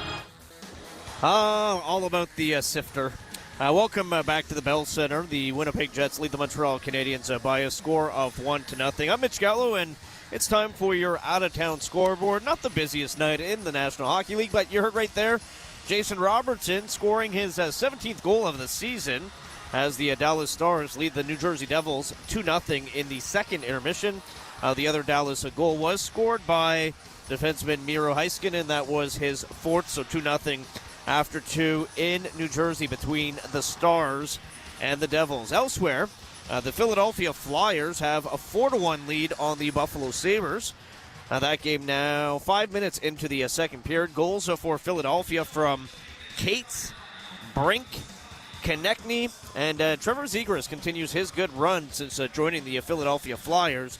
Konechny, by the way, that was only his 6th goal of the season. Cates also his 6th, and Brink, it was his 7th. The lone marker for the Buffalo Sabres tonight so far from Jason Zucker, who puts home his 8th of the year. 10 o'clock puck drop tonight. It's the Anaheim Ducks taking on the Utah Mammoth. That game will be played in Anaheim. Points leader for Utah, and the guy to watch is Logan Cooley. Cooley with 23 points on the year. And how about the terrific season that Leo Carlsson is having with the Anaheim Ducks? Leo Carlsson comes into this matchup with 14 goals, 22 assists, and 36 points. And then later tonight, the Washington Capitals making their way through the state of California after beating the LA Kings last night. The Capitals will play in San Jose against the Sharks. Tom Wilson has been Washington's best player. He's got 30 points on the season. And, of course, when San Jose plays, all eyes on superstar Macklin Celebrini, who has 14 goals, 26 assists, and is already at 40 points, and we're only in December. There's your out-of-town scoreboard coming up next here at the Bell Center. Second period action between the Winnipeg Jets and the Montreal Canadiens. Victor Finley and J.P. O'Connor with the call. The pregame show on TSN 690 is brought to you by Depodia Mini Entrepot. They shoot, we store. Try 4 weeks free today. Visit Depodium.com. Wherever Canadians raise a glass, you'll find Molson. There's a good reason for that. When you've been in Canada for over 230 years, you get around. In the cups and fridges of Canadians, generation after generation, Molson has a beer for everyone. So raise a glass or cup or whatever you pour your Molson in, because it doesn't matter what it's in, it matters where it's from. Canadian, export, ultra, excel, Molson. Everyone in. Must be legal drinking age. The scrape of blades, the clash of sticks. Hockey's more than a game. It's unrelenting, never-give-up moments that make you feel alive. And so you commit to the weekly ups and downs, the long road to the playoffs. You wear your heart on your sleeve and your jersey with pride. And when you're there for your team, the NHL Shop is there for you. Check out the largest selection of official NHL gear at nhlshop.ca, a Fanatics experience. Oh, he's going to need a quick tune-up after that fall. Oh, yeah, good point. Point S, proud partner of the Montreal Canadiens. Now, imagine being able to stop your car that fast on ice. Yeah, that'd be really cool. But tires don't sharpen very well.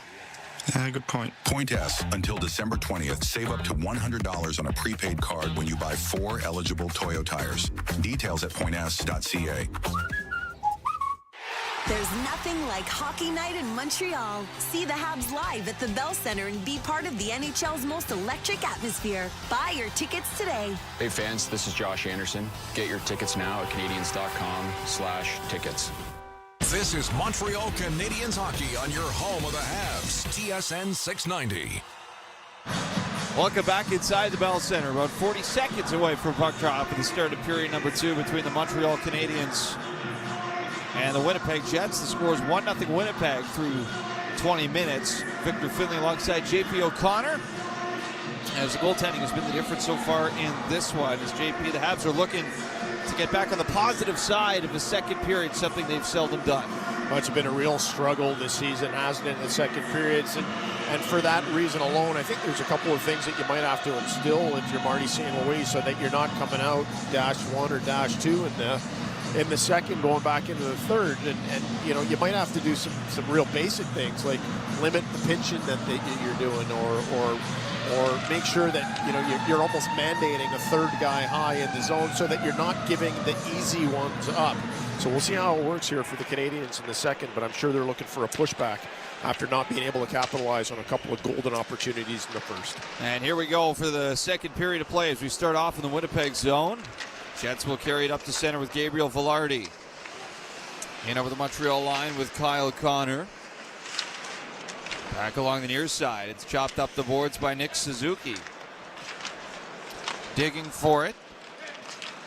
Puck battle is won by Noah Dobson, and he'll play it back around to the far side as Matheson snaps it to center.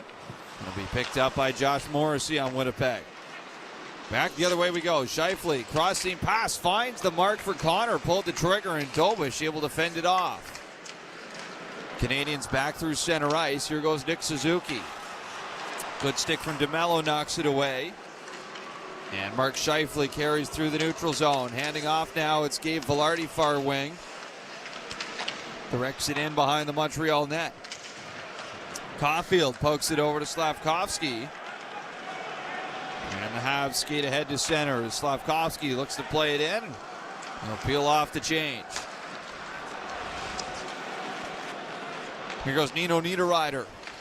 Passing off to Pionk, directed deep into Hab territory. Back up through center. It goes back for Sandberg. Directed across to Pionk. Played into the Montreal zone. Lane Hudson off the boards. Through for Demidov at center. Looking to evade Sandberg through the middle. That's put high in the net by Alexandre Texier. Looking for his first of the year. Some kind of release by Texier off that backhand pass to the slot from Demidov. Habs at center. Struble, he'll backtrack all the way into his own zone as we are a minute 55 into the second period. 1-0 Winnipeg. Habs into the attacking zone again. Lane Hudson stripped to the puck. Comes up the wing. Chopped out to center by Cole Perfetti. And down ice it goes. Canadiens play it around. Nemeshnikov gets that away in front. Kicked into the slot by Taves. He'll recover the puck there. And sling it right across as it goes to center. It's pushed back in by Logan Stanley. It was a miscommunication between Struble and Gallagher. Struble just rimmed that puck. Gallagher was coming down to collect it. Here goes Jake Evans down the right side for Montreal. Plays it in deep to the Winnipeg zone. A matter of fact, out of play off the protective netting. It was a bullet coming cross ice from Struble over to Evans, who had to get down, make a play almost like he was a shortstop.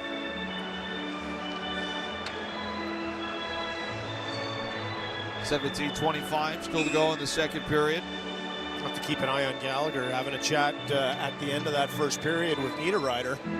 Keep an eye on that one. Morgan Barron versus Jake Evans off the faceoff. Win by Evans, but the puck goes right out to center. Arbor Jacki goes back for it. Dish it off to Carrier. And Alexandre Carrier lifts the backhander in.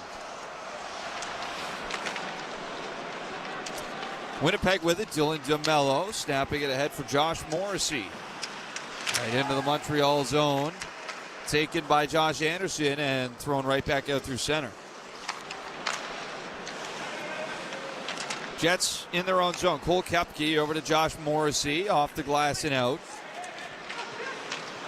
And now here go the Jets in offside as JP Brendan Gallagher is right at the end of the Habs bench. And he doesn't look very well at the moment. Right, looks like he's struggling a little bit. Trainers are over. Having a quick chat to him. Communication going back and forth. Something's clearly stung him. Yeah, I didn't see exactly what happened there to cause that. Looks like Gallagher's going to stay in the game here, despite being in some discomfort. 16:48 to go in the second period. 1-0 Winnipeg. Neutral zone face-off win for Montreal. Slavkovsky looks to sift it across. That's stolen away, then given away to Caulfield. Wrister is stopped by Eric Comrie.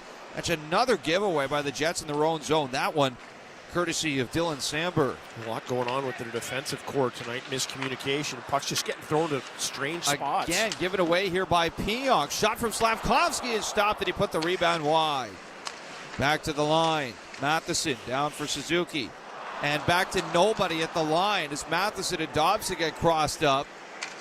And the Canadiens clear it all the way back to their own zone. And now it's given away. In front, Matheson bails out Noah Dobson as he broke up the centering feed.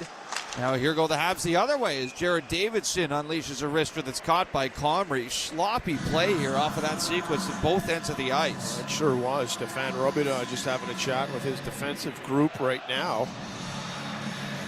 Quality save again from Comrie, though, on the turnover to Cole Caulfield. Not the guy that you want to be turning the puck over. And Caulfield picks that clean. There's nothing hard about that. Just got his stick in the way, and he gets it. Had plenty of space to load up as well, and that's Comrie with a quality blocker save. Jets win the D-zone face-off, and Josh Morrissey moves it right out to center ice, where it'll be picked up by Zach Bolduc. Now deflected in from center by Jared Davidson. DeMello with it. Starts the breakout for Winnipeg. Here's Morrissey to center. They'll play that in off the boards. Deep in the Montreal zone. Back around to the near side it comes again. Morrissey is there. Moves it in behind the net. Gets away from Adam Lowry. I'll try and track it down. Adam Lowry, of course, back in this game with Arbor Jacki. They fought with exactly 5 minutes to play in the first, so we saw neither player since then. Here's Lane Hudson. Back in his own zone. Plays it up to center. DeMello is there. Off the boards, given away to Bolduc. Oh, that was delayed offside, so Bolduc had to leave it. That negated what would have been a promising opportunity for the Habs. As here goes Nemestikov. Habs made a quick change here as they head back to collect that puck. Carrier back to retrieve it. Back up the near side. Samberg holds it in. Back and forth with Nemestikov. They got to go out to center ice. Neil Pionk now dancing around in his own zone. He's chased down by Texier. There go the Jets to center with Nemestikov. Crossing over the line with Perfetti. Throws it back over, near side, Taves. Corkscrewed into the ice as it goes back up the wing. Jets cycle it around, Taves. Trying to fend off Ivan Demidov. Puck ends up in the corner for Cole Perfetti. Throws that out in front, that's absorbed by Dobish, and he will hang on to that for the whistle. Jonathan Taves in the corner after pushing Demidov away from him. Gets the puck in. And looks like he's going to make a move on him. Gets filled in from behind by Arbor Jacki. Some words coming up, talking to the referee in particular, perhaps for an interference call. Just not going to happen as Case heads back to the bench.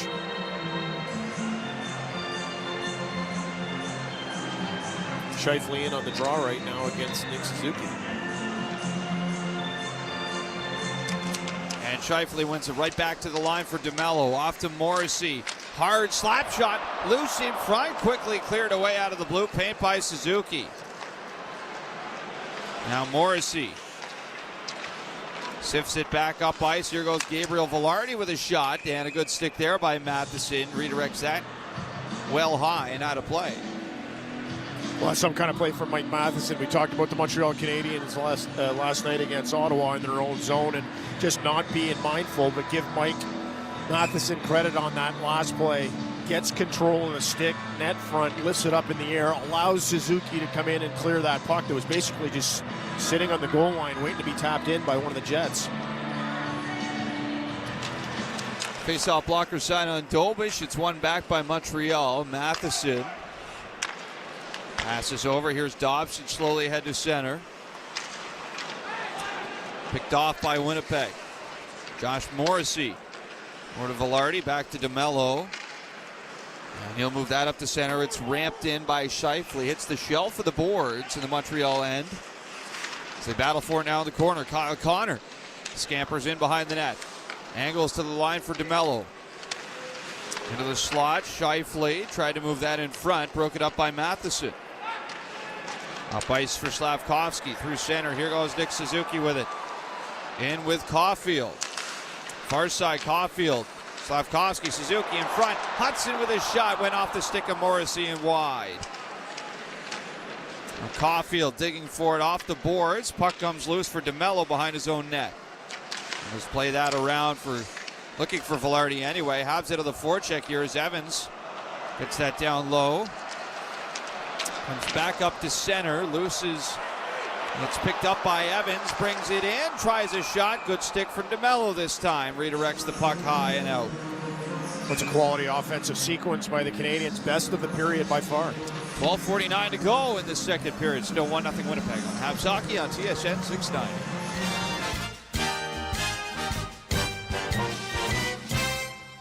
For over 10 years, Novo has teamed up with thousands of employers to establish high-performance OHS game plans. We excel in our field by providing top-level, comprehensive, and integrated occupational health, safety, well-being, and human resources services. Being part of your success is our greatest motivation and pushes us to innovate every day.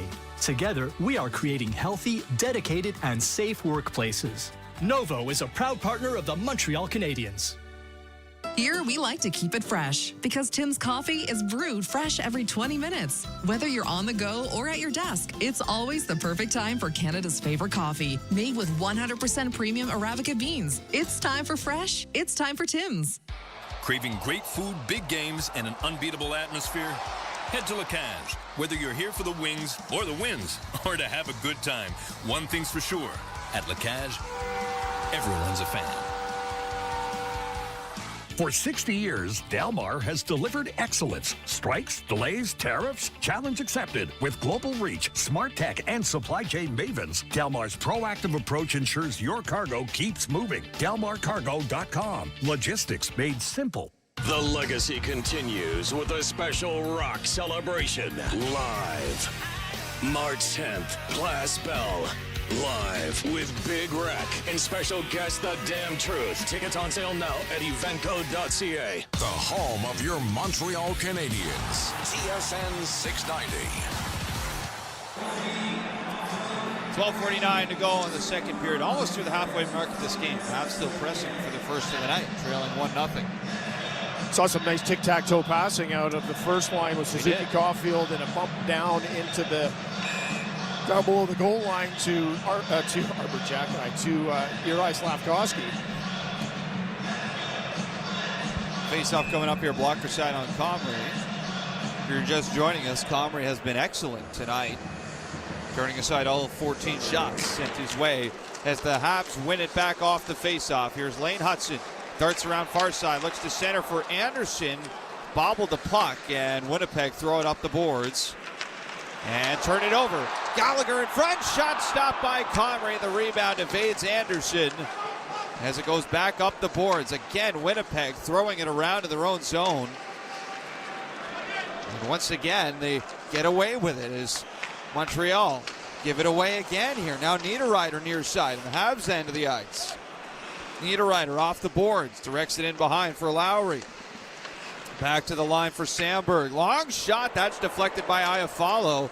And Dobush able to fend it off. Logan Stanley at the line. Cross-ice, one-timer from Sandberg, that's caught and hung on to by Dobush. The two good saves back-to-back by Dobush. The first was a high slot tip that moved a lot, but Dobush still able to keep his eye on that puck, get his body in front of it, and then the one-timer coming in, an easier save. Probably puck coming in a little bit faster than that high slot tip, but still manages to make the save. This has been a sloppy one tonight, JP, hasn't it? Both sides. And you know what? You have to look at Dobush as well. Dobush created that turnover. Yep. He fired it up, fired it right onto Winnipeg's stick. Jets hold it in the Montreal zone. Pionk from the line plays it down. Comes all the way around. Taves in front for Perfetti. Tries a shot. That gleans off the leg of Arbor Jackeye wide of the net. Move back to center by Joe Veleno. Dylan Sandberg is on it.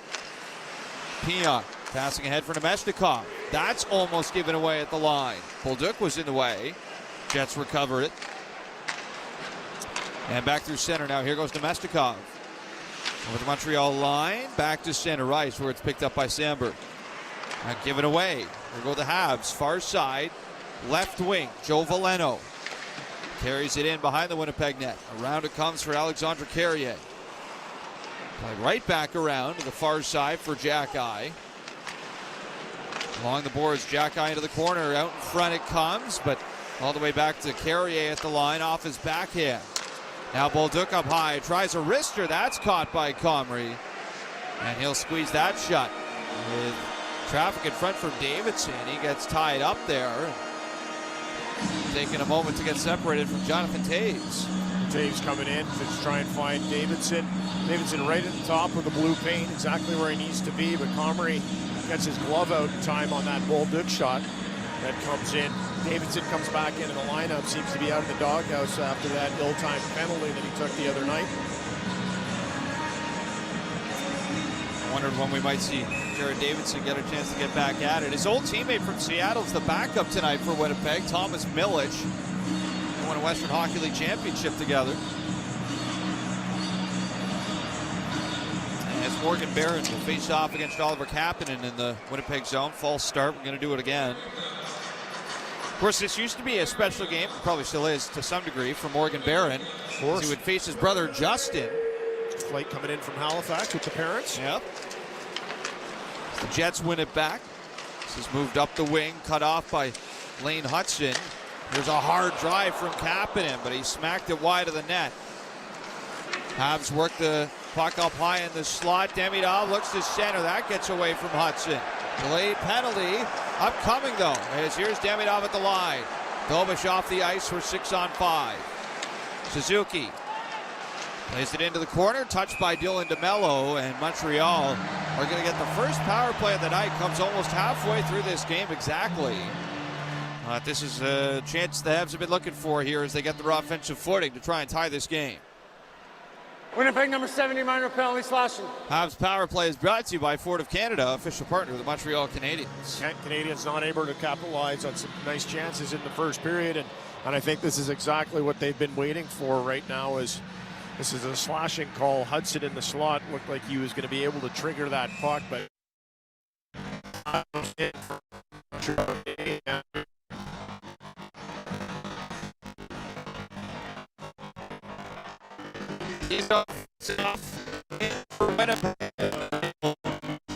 all the way around the ice. As the Canadiens versus he scored the game. His ground boards, look at the set up. One touch in front, there's Slavkovsky with the goal. Caulfield sets it up. It's another power play marker for Slavkovsky, and Montreal have tied this game at 1.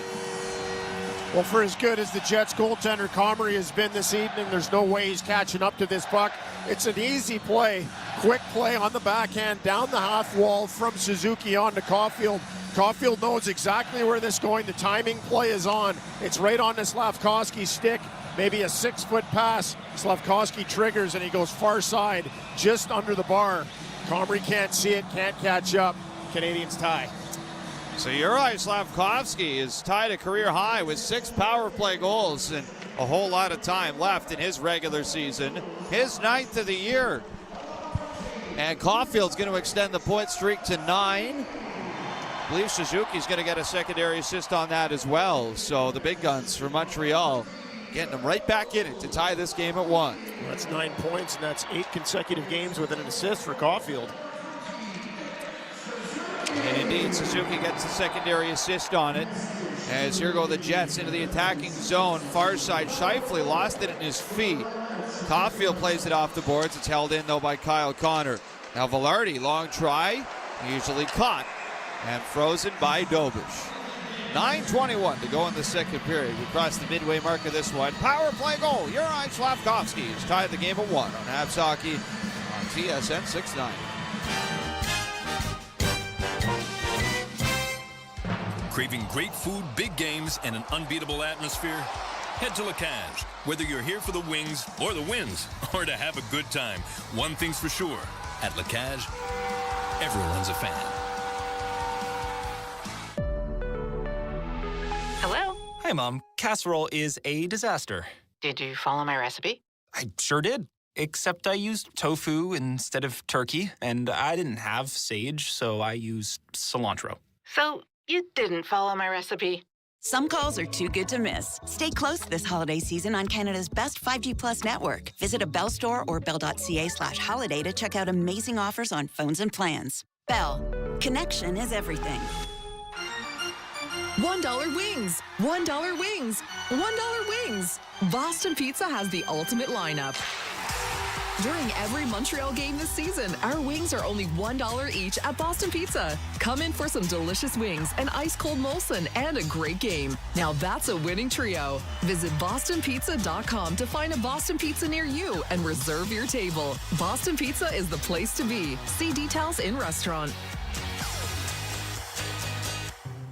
Abrysvo is an RSV vaccine. 60 or over? Talk to your healthcare provider about Pfizer's Abrysvo. Visit abrysvo.ca. This is Montreal Canadiens hockey on your home of the Habs, TSN 690. Welcome back to Montreal, where we've got 9:21 remaining in the second period. Now a 1-1 game thanks to Slavkovsky for Caulfield and Suzuki on the man advantage. We've been talking about the Canadiens' home power play and how rough it's been for them compared to their road power play ranked number 1 in the NHL. But it was 2 for 3 yesterday versus Ottawa. They're 1 for 1 this evening. Last 4 goals the Habs have scored, JP, have all come on the power play. Going back to the 7-2 game in Colorado, Hudson scored the second goal in the man advantage for Montreal. Both goals versus Ottawa last night on the man advantage, and now here they are in Winnipeg, tied at 1. Face-off glove hand side on Dobish. Scheifele versus Suzuki. Habs win it back. And Mike Matheson snaps it all the way down the ice. That will go for an icing. We saw Caulfield on back-to-back nights. As I mentioned, that's 8 assists in 8 consecutive games. Had that backdoor feed to Slavkovsky last night. And this time it was a set play, a little bump up into the mid-slot. Slavkovsky makes no mistake with the shot. Face-off win for Winnipeg. DeMello from the line. Hits traffic in front. Kyle Connor, a little backhander. That was redirected and went wide. Broken stick from Matheson. Slavkovsky's given his stick to Mike Matheson as they battle in front. Gabe Velarde goes down. Puck is still loose somewhere in the pile. Still haven't blown it down. Oh, it's still loose. No question. It's underneath Velarde. Side of the net. Dobish makes the save. Back to the line. Here's Josh Morrissey. Pass into the slot. Back out for Scheifele. Looks out in front. Back to Scheifele again. At the line. Passing across off the wing for Kyle Connor. Now to Josh Morrissey. Trying to spin away from Slavkovsky. He'll chase him all the way to the line as Morrissey hands off to Kyle Connor. Connor down the wing, runs into Nick Suzuki to the line. That's held in as Slavkovsky staple guns Josh Morrissey to the boards. Back toward the line. Scheifele throws it off the broken stick, but it's corralled by Velarde in front. Connor scores. Extended time in the offensive zone for Winnipeg, able to break down Montreal, and Kyle Connor has made it a 2-1 game. Well, just when the Canadiens thought that they were going to be able to get out of that sequence where Slavkovsky had lost his stick, the puck finds its way down below the goal line. Velarde picks it up. Slavkovsky's pointing. Somebody's got to help me out. Matheson and Dobson get crossed up. Nobody picks up Kyle Connor. Kyle Connor makes no mistake with that shot on his 14th goal of the season. So Scheifele and Connor, once again, JP, coming through for the Jets here. That's been all the offense for Winnipeg in this one. Gabe Velarde's going to get another assist on that one, too. Well, he's had a pretty good trip, Gabe Velarde. That's going to be point number 6 on this 6-game swing. So Jets back in front by 1. We got 8:05 to go in this second period of play. Jets at center. It's Adam Lowry who tosses it into the Montreal zone. Arbor Jacki plays that around. Back up the wing out through center ice. Jets racing after it. Elias Salamonson plays it up the wing. Settled down by Logan Stanley. And he'll give that away off the far side to Jacki. Now Jake Evans throws it down low for Josh Anderson. He's tied up by Salamonson. Habs get it free, loose in front, no shot. Gets away from Evans as he rips Nino Niederreiter right into the boards. As it goes back to center, Niederreiter controls, and he'll fire that in wide of the net. Now Iafallo run at by Arbor Jacki as the physicality starting to escalate in this one. Jonathan Toews far wing, protecting the puck from Anderson. Slides it over to Nemesnikov. Now Pionk. Back over to Nemesnikov. He'll just throw that one down low behind the net. Comes around to the near side. Sandberg throws that one over top of Dobish. And all the way to the far side. Played around by Pionk. Gallagher gets to it. Can't get it out. Give it away right to Nemesnikov. At the line, Pionk one touch. Just throws that into the corner. Arbor Jacki protecting the puck from Perfetti. Nemesnikov is there. Another extended shift here in the O-zone for the Jets is Sandberg in front, off the pad of Dobish. He's going to reel that in quick and cover up for the whistle. Well, Canadiens did their best keeping the Jets on the outside through that extended sequence, and that puck finally does make it into the goal mouth area. It bounces around a little bit, but Dobish is able to get down and cover it up. That's a tired line going off. Evans and Anderson and Gallagher all bent over at the hips.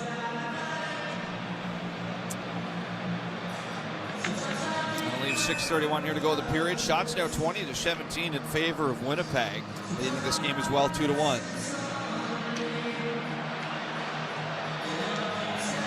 Face-off coming up. Blocker side on Dobish. Mark Scheifele is going to get tossed.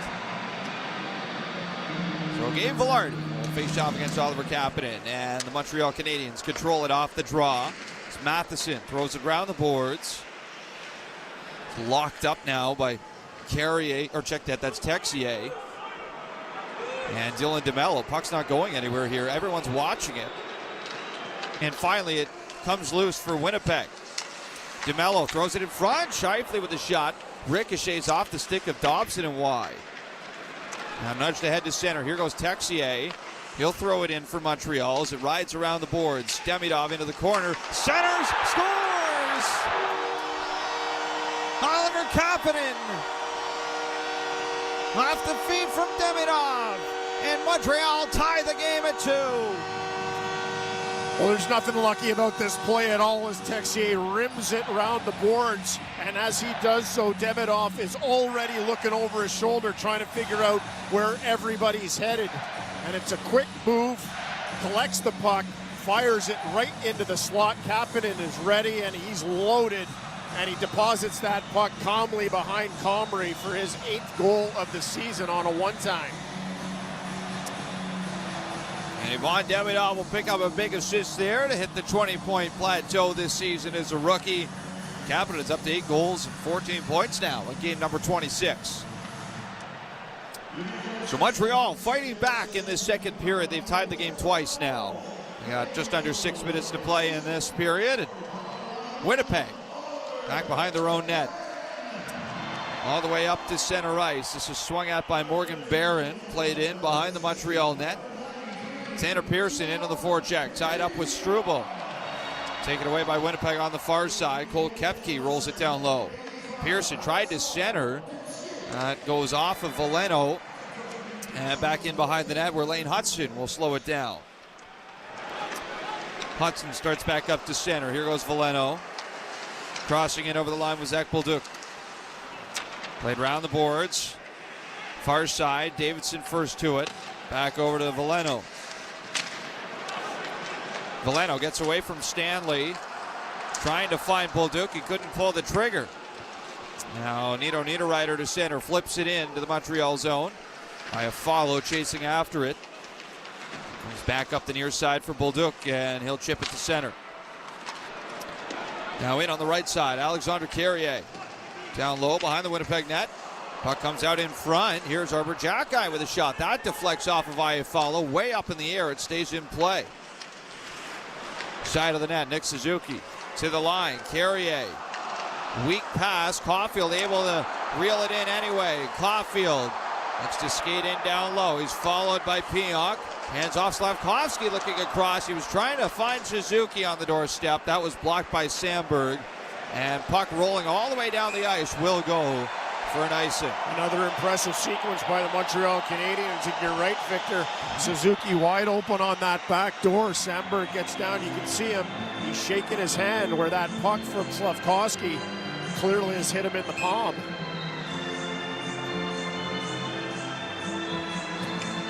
Adam Lowry face off against Oliver Kapanen here to the glove hand side of Eric Comrie.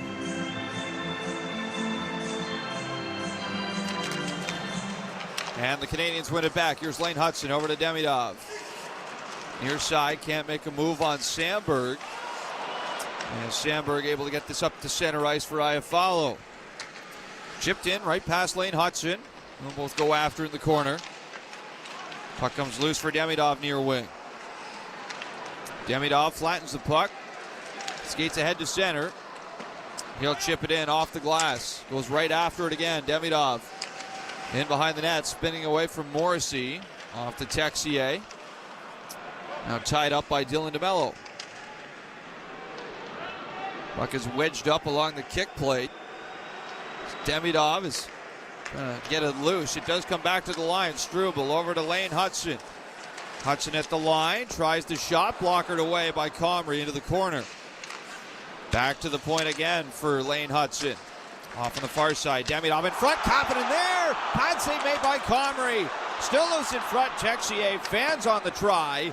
And DeMello off the glass, not out. Back over to Kapanen, another wrister, and he puts that one wide, glove hand side. Now flipped to center ice by Taves. Here goes Perfetti for Winnipeg. In on the far side, Perfetti tries to throw through the middle. Little shot from Nemeshnikov, goes wide off a body. Carried back into the slot. Sandberg sails that one just wide. Now here goes Kapanen back to center for Montreal. Down the wing, Caulfield streaking in, tried to get the shot away, fanned on it. Now loose in the corner. Nuts back behind the net for Neil Pionk. Up the wing, Gabe Vilardi to center ice, stolen away by Slavkovsky. 2:27 to go in the second period, tied at 2. Sandberg in his own end gets that one to center for Vilardi. Crossing the line with Connor and Scheifele. Vilardi's shot goes errant off a stick and out of play. Montreal is starting to get some real life into this one now. We are tied at 2 as we'll step aside on Habs Hockey on TSN 690. Whether it's gas, electric, or hybrid, Ford vehicles are always powered by pride. And just like the great teams that inspire us, we always strive for the highest honors. Our lineup is strong, agile, and built to perform. We give it our all to help you and your crew achieve great feats, experience great thrills, and confidently drive to the next great adventure. Your local Ford dealers, proud partners of the Montreal Canadiens. Ready, set, Ford.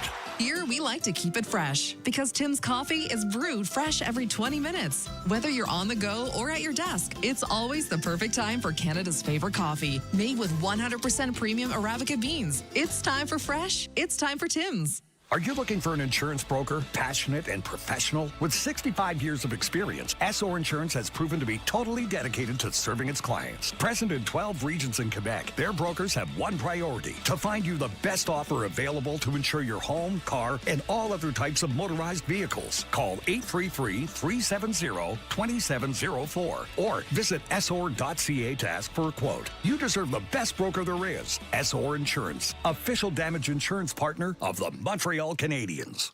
Canadiens hockey is presented by SOR Insurance. You deserve the best broker there is. SOR Insurance, official damage insurance partner of the Montreal Canadiens. Enjoy the game.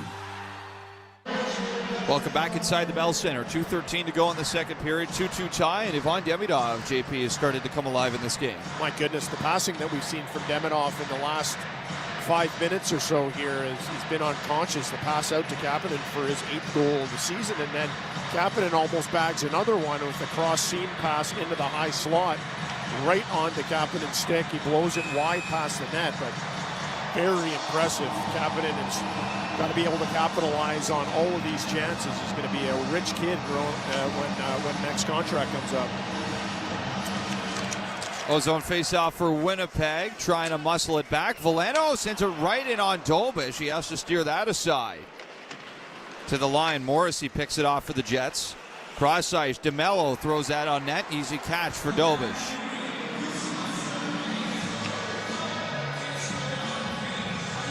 Dolbish has looked a little bit more solid this evening. There's a couple of pucks in the first period that looked like might have been a bit more challenging, but all in all, I think the Canadiens' defense core have done a solid job of keeping the line of sight open so that he can make some of these easier saves, not spill any rebounds.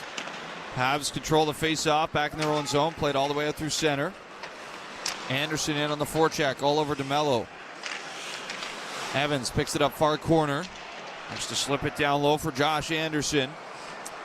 Picked up by Gabe Vilardi. Almost gave that one away through the middle. Puck is still loose. It is corralled now by Anderson. Back to Matheson. Tries the shot. That one skips wide. Now toss to the line, not out. Anderson gloves it down. Passing over to Evans. Now look into the corner for Gallagher, but it's taken away by Josh Morrissey. Minute 20 to go in the second. There goes DeMello up to the neutral zone. He'll wrist it in. Stopped by Matheson, and mid-change, the Habs might have numbers here. He's cocking it through the middle, looks to pass that off to Texier. DeMello just got a stick on. Sandberg behind the net. Plays that ahead. And here goes Perfetti to center. We'll work that in the rest of the way. He picked up behind the Montreal net by Alexandre Carrier. Carrier takes his time. Slips it around the back for Jack Guy, and he'll fling that all the way off the glass. And that will go for an icing. That's an unusual sequence for the Canadiens, and that's Carrier gets pinned behind the net and makes an awkward backwards pass off the wall into Jack Guy's feet. Jack Guy, I think, was starting to feel a little bit of the pressure there, fired that puck blindly. I feel like a panic play to you. Yes, it did. Yeah, that's what it felt like to me. Yeah. Face-off blocker side on Dolbish. Taves looking to win it for Winnipeg as he does. Back to the line. Held in by Neil Pionk. Nemeshnikov looking to cycle it down low off the boards. Puck is loose. Dolbish ventures out and plays it all the way around to the far side. Texier is there to cut it off.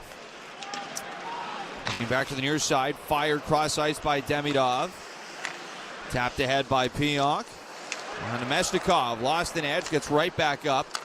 Jets maintain possession as Pionk to center, snaps it in. Flattened by Dolbish, and he'll keep play moving here. Final seconds of the period. Habs behind their own net. They are going to sit on this, and they'll pocket the tie going to the third period.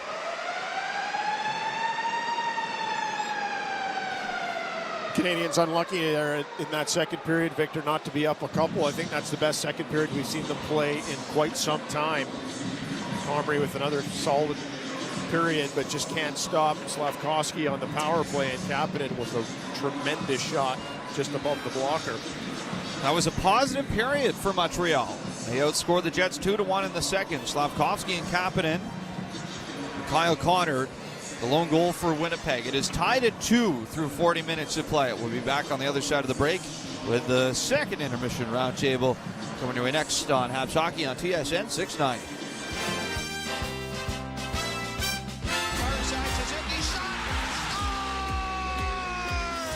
From the rink to the radio, Habs Lunch. Get all the information, highlights, and analysis with Campbell versus Gallo daily. No subscription fees. Just pure Habs talk the way you like it. Habs Lunch, weekdays noon to 1. Centers out in front. Oh, what a big stop from Sam Montembeault. He takes one away. Also available on the free iHeartRadio app as a podcast. From behind and trips in. Oh, he's going to need a quick tune-up after that fall. Oh, yeah, good point. Point S, proud partner of the Montreal Canadiens. On the board, slams on the brakes to avoid it. Now, imagine being able to stop your car that fast on ice. Yeah, that'd be really cool. But tires don't sharpen very well. Yeah, good point. Point S, until December 20th, save up to $100 on a prepaid card when you buy 4 eligible Toyo tires. Details at points.ca. Whether it's gas, electric, or hybrid, Ford vehicles are always powered by pride. And just like the great teams that inspire us, we always strive for the highest honors. Our lineup is strong, agile, and built to perform. We give it our all to help you and your crew achieve great feats, experience great thrills, and confidently drive to the next great adventure. Your local Ford dealers, proud partners of the Montreal Canadiens. Ready, set, Ford. 50 or over? Talk to your healthcare provider about Prevnar 20, a pneumococcal pneumonia vaccine. Learn more at Prevnar20.ca.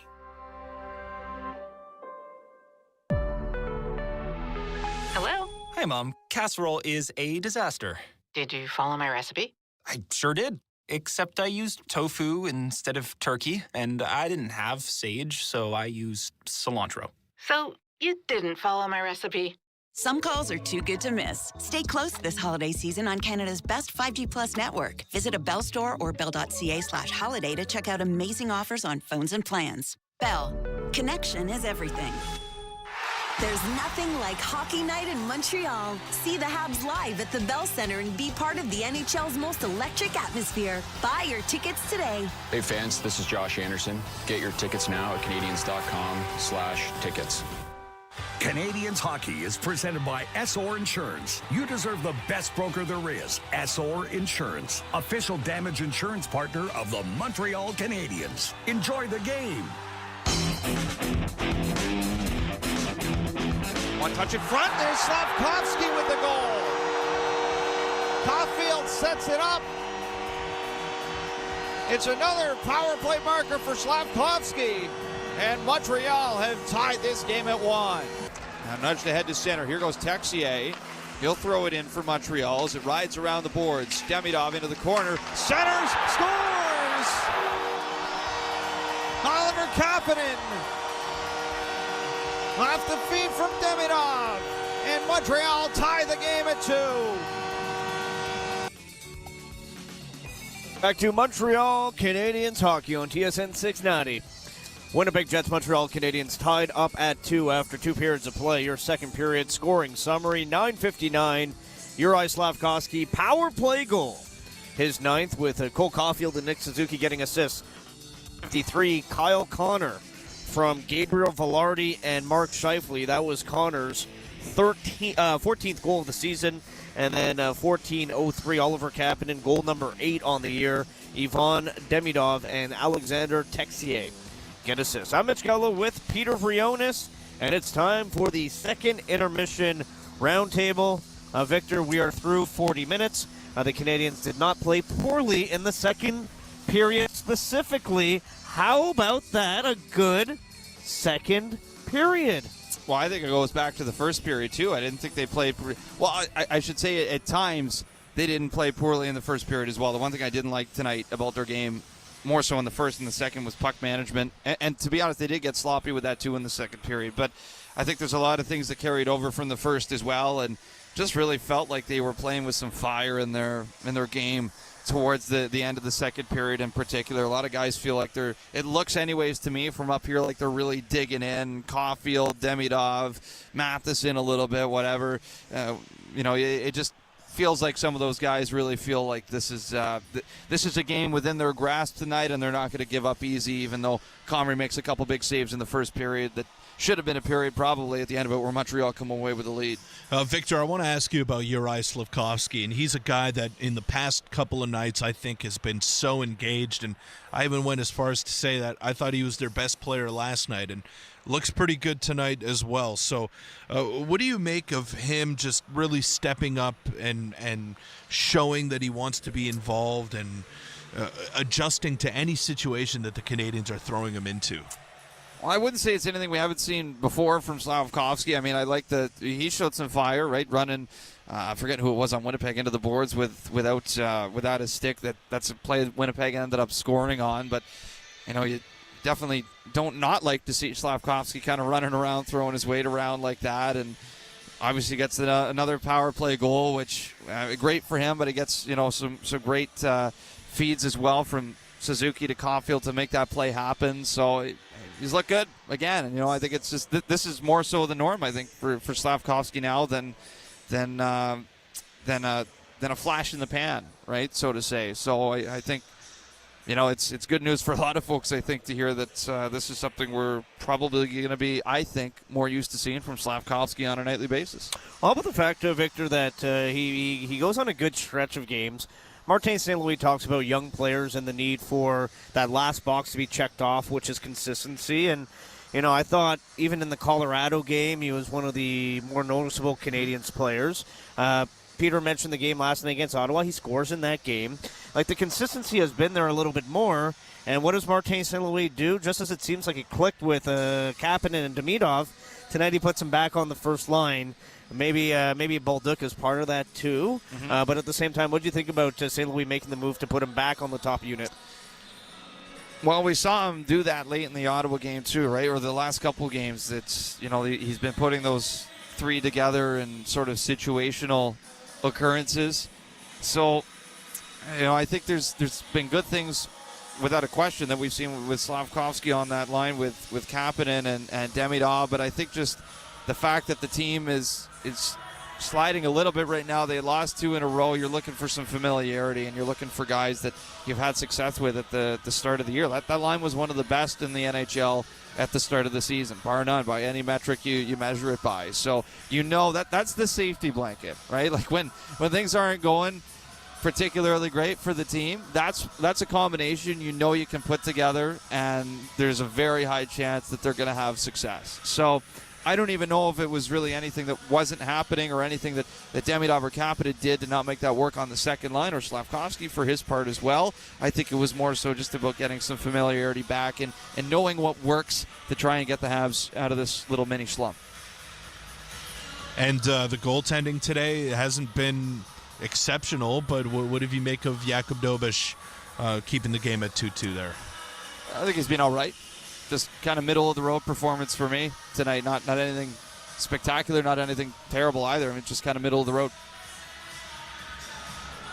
I'll tell you, though, Victor, my favorite thing is they're not playing a game in which they need their goaltender to make a bunch of crazy saves. Yeah, agreed. Yeah. Well, there's been a couple instances where the puck management hasn't been great, as I mentioned, but I think they've recovered pretty well defensively on most of those. But I know they're getting outshot 22-19 here, but I think it doesn't feel anybody that way. Who's watching the game here, I think, could pretty confidently say Montreal have been the better team tonight. They've had the better chances, and they've spent more time in the offensive zone. So even though they are getting outshot, I would agree with you, Mitch. This is not a game where the Habs are relying on their goaltender to try and win it for them. All right. Usually I say who's going to get the Canadiens back in the game, but we're tied right now. I would like to know who scores the game winner. Of course, you have a whole crop of Winnipeg Jets players to choose from as well if you think the game is going to go that way.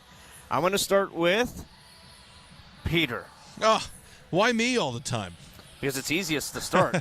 You're going to pick a player, and now that player is not available anymore for Victor and Well, there's only so many available. to choose from. He's available. There's 18 skaters to choose from. Yeah, we can't double up. Okay, no doubling fine. up. I'm going to go with Slafkovsky. Going with Slafkovsky. By the way, Slafkovsky, if this means anything to you, Victor, now on pace for 28 goals.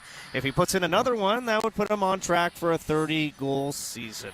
Go ahead. I think he's going to put in another one, but maybe not tonight. Okay. What do you mean, at some point? At some point, yes. I think at some point he's going to have a 10th on the season. I agree with you. Yeah. That's my bold prediction. No, I think Texier gets one for Montreal tonight. I've actually liked him. And to maybe just complete that point as well, I know with Slafkovsky on the first line, that I think puts Texier in a better situation, too, playing with Kapanen and Demidov tonight. And we heard from him in the postgame yesterday, and I think he's one of those guys that you say is playing quote-unquote angry. We haven't mentioned him yet. I love Caulfield's game tonight, and he hasn't been filling the net as frequently as he was earlier on in the season. 1 point. He was leading the league in goals. Now that lead has really dwindled. He's no longer in the lead, actually. T16. Tied 16? Yep. He's got McKinnon, Geeky, Scheifele. He's got a bunch of guys ahead of him. I'm going to go with Cole Caulfield scoring his 50th of the season for the winner. Victor, thank you as always. You got it. There's Victor Finley, our play-by-play man. Peter Frionis, thank you very much as well. He'll be back with me during the Delmar postgame show. But I'm Mitch Gallo. This is Montreal Canadiens hockey. It's 2-2 between Winnipeg and Montreal after 2. Coming up next, we'll get you caught up with the out-of-town scoreboard. Delmar, logistics made simple, transforming intricate logistics challenges into effortless experiences for clients across the globe. Visit DelmarCargo.com to connect with the Delmar expert today. Delmar, logistics made simple. Are you looking for a damage insurance broker that specializes in commercial insurance? There is only one name, Essor Insurance. Present in 12 regions in Quebec, Essor Insurance brokers are the perfect advisors for you. With more than 65 years experience, Essor Insurance is proud of its team of brokers who stand out for their ability to select the best products for your business. Call 833-370-2704 or visit Essor.ca to ask for a quote. You deserve the best broker there is. Essor Insurance, official damage insurance partner of the Montreal Canadiens. We all have the same goal, to be environmentally responsible. That's why Rio Tinto and the Montreal Canadiens are teaming up. We're replacing 1.5 million single-use plastic cups at the Bell Center with cups made with infinitely recyclable aluminum from Quebec. And the low-carbon aluminum we use for the cups is made by Rio Tinto right here in Quebec. It's a sustainability slapshot. To learn more, go to riotinto.com. Team IGA, it's a big game for the Habs tonight, and as the official grocer of the Montreal Canadiens, we've got a lot on our plate. But we also have chips, peanuts, frozen pizzas, chicken wings, mild, spicy, and barbecue, and let's not forget the fresh veggies. So what time is it? It's crunch time! And what are we cooking? We're cooking up the win! And who are we? IGA, the official grocer of the Montreal Canadiens. Go Habs, go! Go Habs, go! Oh, he's going to need a quick tune-up after that fall. Oh, yeah, good point. Point S, proud partner of the Montreal Canadiens. Now, imagine being able to stop your car that fast on ice. Yeah, that'd be really cool. But tires don't sharpen very well. Yeah, good point. Point S, until December 20th, save up to $100 on a prepaid card when you buy 4 eligible Toyo tires. Details at points.ca. All rights to this broadcast are reserved, and any rebroadcast recording, retransmission, or other use of this broadcast without the express written consent of the Montreal Canadiens is expressly prohibited.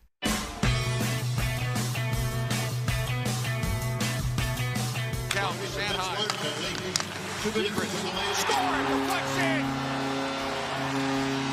Second power play goal. Flyers, as they're out there with possession, they've got lots of room to work. Sanheim's a player that's all over that zone, but now Zegras in the heads up. He's trying to go down to connect me. You can see. Welcome back to Montreal Canadiens hockey. I'm Mitch Gallo. It is 2-2 between the Jets and the Habs, and it's time for your out-of-town scoreboard. That was Trevor Zegras' 10th goal of the season. The Philadelphia Flyers lead the Buffalo Sabres by a score of 5-2. Your other Philadelphia goals from Cates, Brink, Konechny, and Tippett. Meanwhile, the 2 goals scored for Buffalo so far tonight from Byram and Zucker. That was Byram's 6th and Zucker's 8th. That game with 15 minutes or so remaining in the third period. One game in the books, and it is the Dallas Stars shutting out the New Jersey Devils. 3-0 the final in that one. Miro Heiskanen with a multi-point game, including a goal. Jason Robertson and Mikko Rantanen. I said Mikko Rantanen. Scored for Dallas in that one. So 3-0 the final for the Stars over the New Jersey Devils. The Dallas Stars did get the bad news today that after celebrating game number 1,000 in the NHL just a couple weeks ago, Tyler Seguin will be out for the remainder of the season after a torn ACL. A couple other games on the schedule tonight. San Jose Sharks at home to the Washington Capitals, and the Anaheim Ducks host the Utah Mammoth. Coming up next, the third period between Winnipeg and Montreal. It's all tied up at 2. Victor Finley and JP O'Connor with the call.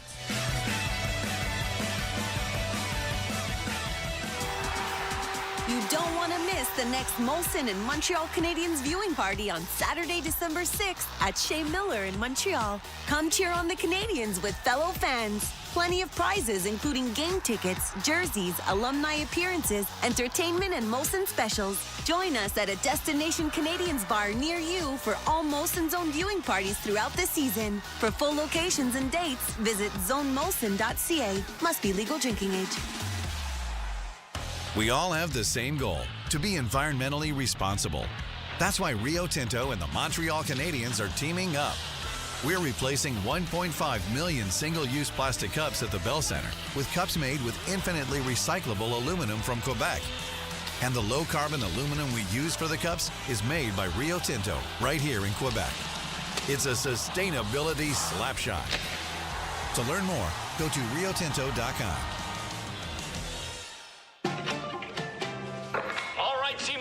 It's a big game for the Habs tonight, and as the official grocer of the Montreal Canadiens, we've got a lot on our plate. But we also have chips, peanuts, frozen pizzas, chicken wings, mild, spicy, and barbecue. And let's not forget the fresh veggies. So what time is it? It's crunch time! And what are we cooking? We're cooking up the win! And who are we? IGA, the official grocer of the Montreal Canadiens. Go Habs, go! Go Habs, go! The scrape of blades, the clash of sticks.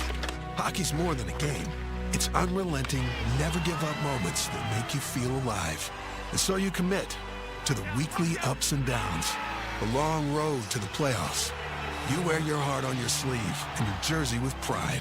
And when you're there for your team, the NHL Shop is there for you. Check out the largest selection of official NHL gear at nhlshop.ca, a Fanatics experience. The home of your Montreal Canadiens, TSN 690. Welcome back to Montreal, where we are nearly set for the start of the third period between the Habs and the Jets, with the score tied at 2. Victor Finley alongside JP O'Connor on the call tonight, and looks like we could be in for a tight finish in this one, JP. As the Habs survive the second period. In fact, they win the second period, 2-1. I'm glad that you pointed that out. They win the second period. Now, third period, it's going to be a drag race to the finish here. Habs have been 4-1 when tied after 2 periods this season. The Jets, on the other hand, 3-3. So take a look at those stats, make of them what you will, but Canadiens in a favorable position when tied after 2. Center ice face-off, and here we go for the third period on Habs Hockey on TSN 690. As the Canadiens control it back in their own zone to start us off. Mike Matheson with it. Pursued by Gabe Vilardi. Matheson jumps ahead to center ice. Plays it in off the backhand. Suzuki tracks it down behind the Winnipeg net. To the line, Matheson looks cross ice. Cut off by Kyle Connor. Bouncing around, still in the Winnipeg zone. Scheifele spins it back. There's Dylan DeMello. Fires that in from center. Dobish will leave it for Matheson. And the Canadiens start the breakout with Demidov for Kapanen at center ice. Looks off to Texier. Can't cross the Winnipeg line. So he'll play it in behind the net for Comrie. Habs in on the forecheck. Demidov trying to rip it away from Neil Pionk. It goes up the wing. It's picked up by Kapanen. He'll drop it for Lane Hudson. Looks cross ice. Ends up caught by Jaden Struble. Tried to center that. Broken up by Alex Iafallo. Niederreiter at center. Connects with Iafallo. He's directed to the boards by Oliver Kapanen.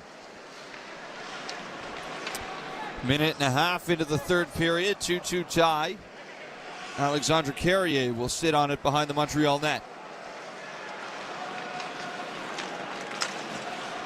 Passing up the near side. This is bobbled by Lane Hudson. To the line, played right back down and around the boards by Elias Salamonson. Far side corner. Lane Hudson pitchforks that out down the ice. That is going to go for an icing. It was a little bit of an awkward play by Hudson. I don't think that he meant to get all of this. He had Josh Anderson just in front of him, and no question he wanted to elevate the puck to try and clear the zone, but just got all of it, hammers it down the ice. This face-off will come over to Dobesh's glove side, his left. Jets will get their top line out there with Velarde, Scheifele, and Connor. It's clearly been the most dangerous line tonight for Winnipeg. Oh, it has. Scheifele 2 points on the evening. Same for Connor. Yep. As Lane Hudson off the face-off win, flips it to center. It's picked up by Kyle Connor. Drives it right back in over the line. Dishing off to the line. Morrissey with a long drive. That's caught by Dobish. And he'll freeze it.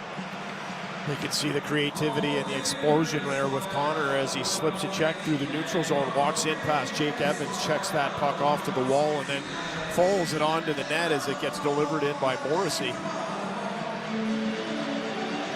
Just can't give him any space at all. Saw that earlier on in the game with Noah Dobson. Got caught flat-footed. Connor was able to create out of nothing. Fires that puck back in his backhand to Scheifele for the opening tally. Face-off blocker side on Dobish. It's won back by Montreal and played all the way down ice by Carrier. Icing is waived, however. Logan Stanley picks it up. Almost gave that away to Demidov, but it does come up the wing for Nemesnikov. Back through center. Here goes Stanley. Over the Montreal line. Cross ice feed. Glove down by Perfetti high in the slot. Shot is smothered as Perfetti is drilled. There's going to be a penalty here on the play. And it's going to be the first time all night that the Canadiens go shorthanded. It's going to be Demidov heading off with a high stick. Referee's over, taking a look to see if he's cut. And he is not, so it will be a 2-minute minor penalty for high sticking. Here's the call.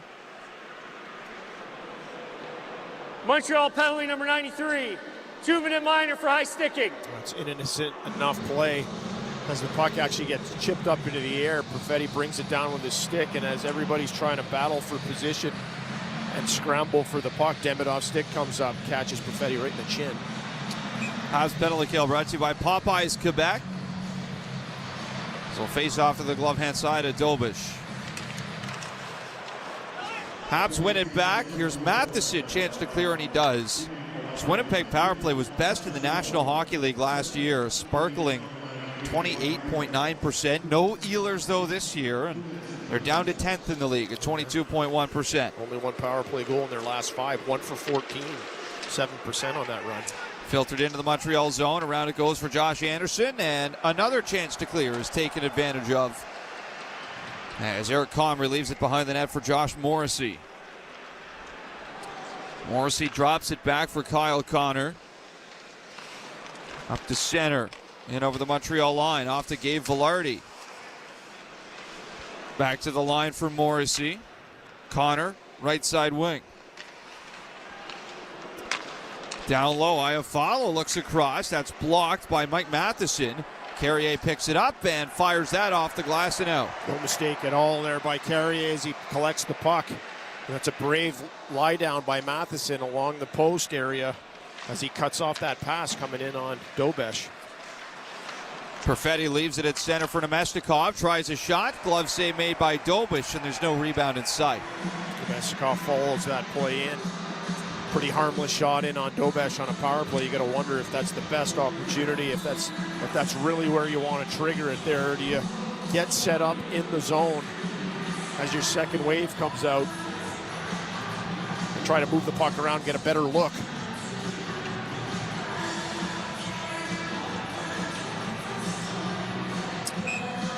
Face-off blocker side on Dobish. Taves in to take it versus Jake Evans. And Evans wins the face-off right back for Mike Matheson. He'll fling this down the ice. That'll leave just 40 seconds to go in the power play for Winnipeg. That's only the second face-off that Taves has lost all night. He's been good on draws this year. That's one thing. Despite the 3-year absence, he has not been lacking his face-off acumen this year. As back in behind the Montreal net. Nemestikov plays it around for Pionk right side. In from the line, Neil Pionk. Pounded by Josh Anderson. Tries to pass it off. That's picked off by Evans, and he'll throw it all the way down ice for Comrie. A dogged pressure by Anderson leads to that turnover and an easy clear by Evans. Rather harmless looking power play here for Winnipeg. Comes and goes as they'll play it into the Montreal zone. Now 5-on-5. Demidov is on the ice. Puck comes out to center for DeMello. He's just going to steer it all the way back for Eric Comrie. And it'll be flipped through center by Taves. Going off to change. Handled by Noah Dobson. Off to Lane Hudson. That's center. In over the line. Handled by Demidov with a shot. Stopped by Comrie. Back into the corner. Picked up by Kapanen. Squeezed along the boards by DeMello. He's back around for Demidov. Up high at the line now. Dobson. Flings it down low for Texier to the point. That's mishandled by Hudson, and it goes all the way back for Dobish. Out to play it. Dobish, bit of an adventure there, but he does find the mark for Hudson. As out to center, it's carried in by Veleno with space off the wing. The shot, that stopped. Rebound in front. Texier can't settle it down as it goes back to center. Where it's handled by Zach Bolduc. Now played back into Winnipeg territory. Dylan Sandberg. He's dumped into the end boards as he passed it off. Here's Scheifele now on his way up to center. Finishing off a tough shift. That was a careless turnover, and then he gets filled in from behind for Veleno. 6 minutes gone in the third period of play. Tied at 2. Scheifele in on the forecheck. Puck comes down low for him. Trying to get away from Jack-Eye. Feeds the line for Logan Stanley. Tries the wrister. Blocked in front. Puck is still loose. It's quickly chipped off the boards by Arbor Jack-Eye as he'll muscle it out to center. Gets it over to Jared Davidson. Now Joe Veleno far side. Wrister. That's caught by Eric Comrie. And he'll squeeze that for the whistle in front. That'll leave us 13:41 to play in the third period as we are still tied at 2 on Habs Hockey on TSN 690. There's nothing like hockey night in Montreal. See the Habs live at the Bell Center and be part of the NHL's most electric atmosphere. Buy your tickets today. Hey fans, this is Josh Anderson. Get your tickets now at Canadiens.com/tickets. It's no secret, Winnie's on Crescent is the place to cheer on Montreal's hockey team. Come enjoy pub fare before, during, and after the game. Who knows who you'll see? Winnie's Bar and Restaurant, 1459 Crescent, winniesbar.com. This isn't just a game, it's a once-in-a-generation event. The Harlem Globetrotters 100-year tour. Be there at the Bell Center on April 17th and Place Bell on April 18th. Go to harlemglobetrotters.com for your tickets to the 100-year tour. Craving great food, big games, and an unbeatable atmosphere? Head to La Cage. Whether you're here for the wings or the wins, or to have a good time, one thing's for sure. At La Cage, everyone's a fan. Are you looking for an insurance broker, passionate and professional? With 65 years of experience, SO Insurance has proven to be totally dedicated to serving its clients. Present in 12 regions in Quebec, their brokers have one priority: to find you the best offer available to insure your home, car, and all other types of motorized vehicles. Call 833-370-2704 or visit SOR.ca to ask for a quote. You deserve the best broker there is. SOR Insurance, official damage insurance partner of the Montreal Canadiens. This is Montreal Canadiens hockey on your home of the Habs, TSN 690. 13:41 to go in the third period. We are tied at 2, and JP, in a tie game, every battle counts at this stage of the game. Well, it sure does, and Marty St. Louis clearly challenged his team to be stronger in their own defensive end. And what we saw just before that shot by Veleno coming down the right wing is we saw Bolduc heavy on his stick, win a one-on-one battle, create the turnover, recover the puck, and allow his team to get out of the zone. Those are the types of battles that you need to win, not just to keep pucks out of your own net, but to create offensive opportunities. Face-off glove hand side on Comrie. Habs win it back for Lane Hudson. Off to Slavkovsky from long range. Shot is turned away by Comrie. A battle for it along the near side boards. Puck comes loose for Winnipeg as Dylan Sandberg snaps it to center. It's tipped in by Niederreiter. Habs in their own zone. Almost give this away. It's played around by Niederreiter in on the forecheck. Niederreiter again giving Hudson trouble behind the net. Now it is forked ahead to center. Pionk is there, and he gives it away to Nick Suzuki. Suzuki dancing it over the line. Gets some help from Slavkovsky in front. Here's Caulfield waiting, and Sandberg in the right place at the right time blocks the shot. He's had a tough go the last few shifts, Sandberg. Take that one in the ankle from from Caulfield on a heavy wrist shot. Here goes Nino Niederreiter down the right wing. Looks to drive the net, throws the backhander across. And the Canadiens come out to center. Not far, though, is Tanner Pearson able to cut off Jake Evans. Now Tanner Pearson tries to bump Matheson off the puck. It's wedged up right in front of the Winnipeg Jets bench along the boards. And finally breaking free, Gallagher swats it in. DeMello chasing after it, tied up with Jake Evans. Pearson picks it up, and here he goes out to center. Pearson down the far side wing with Carrier. Goes all the way into the corner. Cole Koepke on it. He'll play that back in behind the Montreal net. Carrier is there. He'll steal the puck away. He's directed into the boards by Barron. Play back down low. Jack-Eye from Montreal. He'll take his time with it with 11:49 to play in the third. 2-2 tie. Carrier to center. Angled off by Cole Koepke. Loose at the Winnipeg line. Steered right back up ice by Vlad Nemesnikov. Carries in near side wing.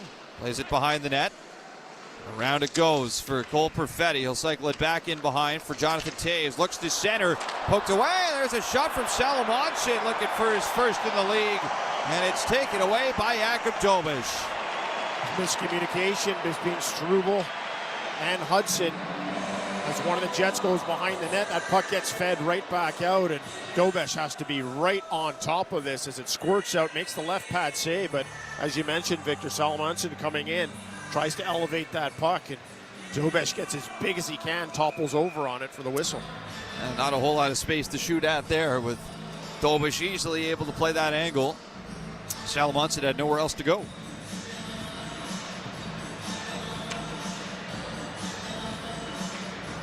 Face-off glove hand side on Dobeš. Shots 25-23 in favor of Winnipeg, and they win this face-off all the way back to their own zone. Comrie out to play it. Almost gave that away, but it is handled by Cole Perfetti, and then he plays it out off the glass in his own zone.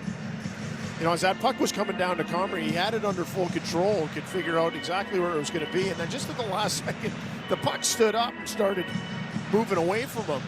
So rather than get all of his pallet on it, he just got a little bit, wasn't able to put it on his defenseman's stick. And that's what creates that awkward situation there, as the puck's still standing up. Habs are going to try and make Winnipeg pay here off an ozone face-off. Suzuki wins it to the wing. Back to the line. Dobson powers it right back down low. Suzuki handles it. To the line again. Dobson cross ice. Matheson has the stick implode in two as he tried the one-timer. Now taken away by Kyle Connor. Give it away. Suzuki looks down low for Slavkovsky. Trying to twist that through for Caulfield. Broken up by Winnipeg.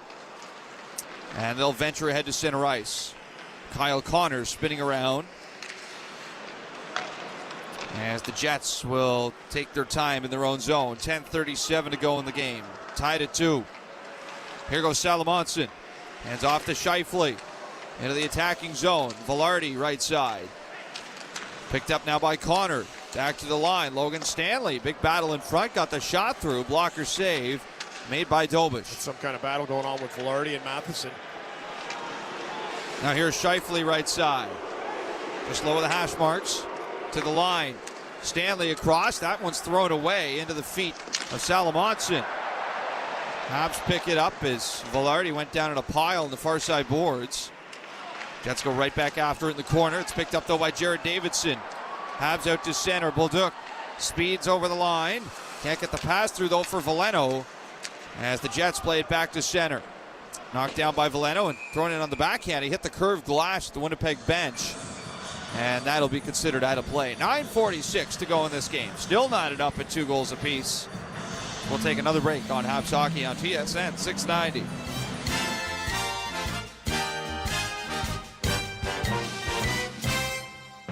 There's nothing like hockey night in Montreal. See the Habs live at the Bell Center and be part of the NHL's most electric atmosphere. Buy your tickets today. Hey fans, this is Josh Anderson. Get your tickets now at Canadiens.com/tickets.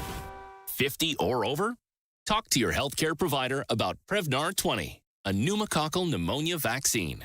Learn more at Prevnar20.ca. The legacy continues with a special rock celebration live. March 10th, Glass Bell. Live with Big Wreck and special guest The Damn Truth. Tickets on sale now at eventcode.ca. Whether it's gas, electric, or hybrid, Ford vehicles are always powered by pride. And just like the great teams that inspire us, we always strive for the highest honors. Our lineup is strong, agile, and built to perform. We give it our all to help you and your crew achieve great feats, experience great thrills, and competently drive to the next great adventure. Your local Ford dealers, proud partners of the Montreal Canadiens. Ready, set, Ford. Canadiens hockey is presented by SOR Insurance. You deserve the best broker there is. SOR Insurance, official damage insurance partner of the Montreal Canadiens. Enjoy the game. Welcome back inside the Bell Center. 9:46 to go in the third. Got ourselves another tight one at the Bell Center. It's been a while, JP, since we've had a real tight game that's coming down to the wire here. Looks like that could be the case tonight between these two teams. Yeah, I agree with you, Victor. And listen, earlier on I mentioned whether or not the Winnipeg Jets were going to have enough gas in the tank here as they come off the last period of this long swing that they've been on. They can't wait to get back to Winnipeg tomorrow. But the Canadiens are actually looking a little bit sluggish as well. So I think it's going to be a battle of attrition here, and who's going to flinch or, in all likelihood, make that mistake that's going to end up costing you. Here go the Jets through center. Nino Niederreiter tries to center. Goes all the way to the far corner for Adam Lowry.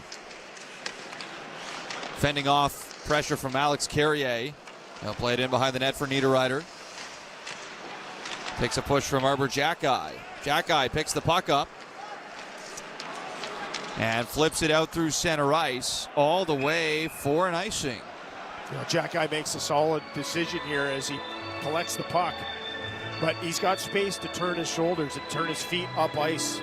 He's got full control of the puck, and instead he fires that puck up in the air on his backhand. Just doesn't have the control that you have on your forehand. I know confidence, I do believe that confidence has been an issue of late for Jackeye. But that's one of those plays there that you want to see. Make that decision. I'm going up the ice. I'm going to carry it if I have to, but it's going to get out of the zone. Face off to the blocker side on Dobish. Habs win it. Snap it down the ice. And have they iced it again? No, they have not. It goes right to Comrie, and he's going to just cover that up. And pressure incoming, so the Canadiens will get an offensive zone face-off out of that. So not saying that was the exact same thing that Jackeye wasn't intending, but what you see there is the difference between being on your forehand, being on your backhand. That's the kicker. You know, you give an NHLer a puck from the goal line, and I bet you 9 times out of 10 they put it right in the middle of the net from 200 feet. Backhand's a different story. Face off to the glove hand side of Comrie. This is going to be Oliver Kapanen versus Jonathan Taves. Taves tonight 5 for 7, and he wins this one back. Jets slip it out to center. It's picked up by Struble. Nearly took out the linesman. He played it off the glass. Back in the neutral zone. Jets come right back in with it. Snapped into the corner by Perfetti. Taken away side of the net by Struble. To the line, ranging in is DeMello. Plays it all the way around. Down low, here's Nemestikov with it. Trying to spin away from Ivan Demidov. This puck for Struble. Played back up the far wing. Here goes Alexandre Texier out to center. He'll slide it in. Comrie out to play it. Moves it right back around the shelf of the boards. And the Jets looking ahead to center ice. Chopped that by Matheson. Right back in. Here goes Kapanen dropping off. Slavkovsky is tied up by Cole Koepke. And Slavkovsky centers. That's put just wide of the net by Cole Caulfield. All kinds of chances there for the Jets to clear, but Slavkovsky so heavy on his stick, he's able to pull that puck in towards his feet and get it out to Caulfield for an opportunity. Here go the Habs again with 8 minutes to go in this game. Tied at 2 through center. Backhanded in by Nick Suzuki, bouncing around. All the way to the end boards. Tanner Pearson behind his own net, gave it away. Habs have control. Suzuki up high for Dobson. Tries the shot, and Comrie able to find that through traffic with the glove to snap it up. That's a pretty easy save there for Comrie. You want to wonder if Dobson one-times that puck as it gets fed back to him from the goal line. Either way, he decides to handle it, just take a step to the side. I think that step to the side allows the lane to open up, get the puck through, but it makes it an easier play for Comrie. To go to the blocker side of Comrie for the ozone face-off for the Canadiens. Adam Lowry versus Jake Evans on the draw.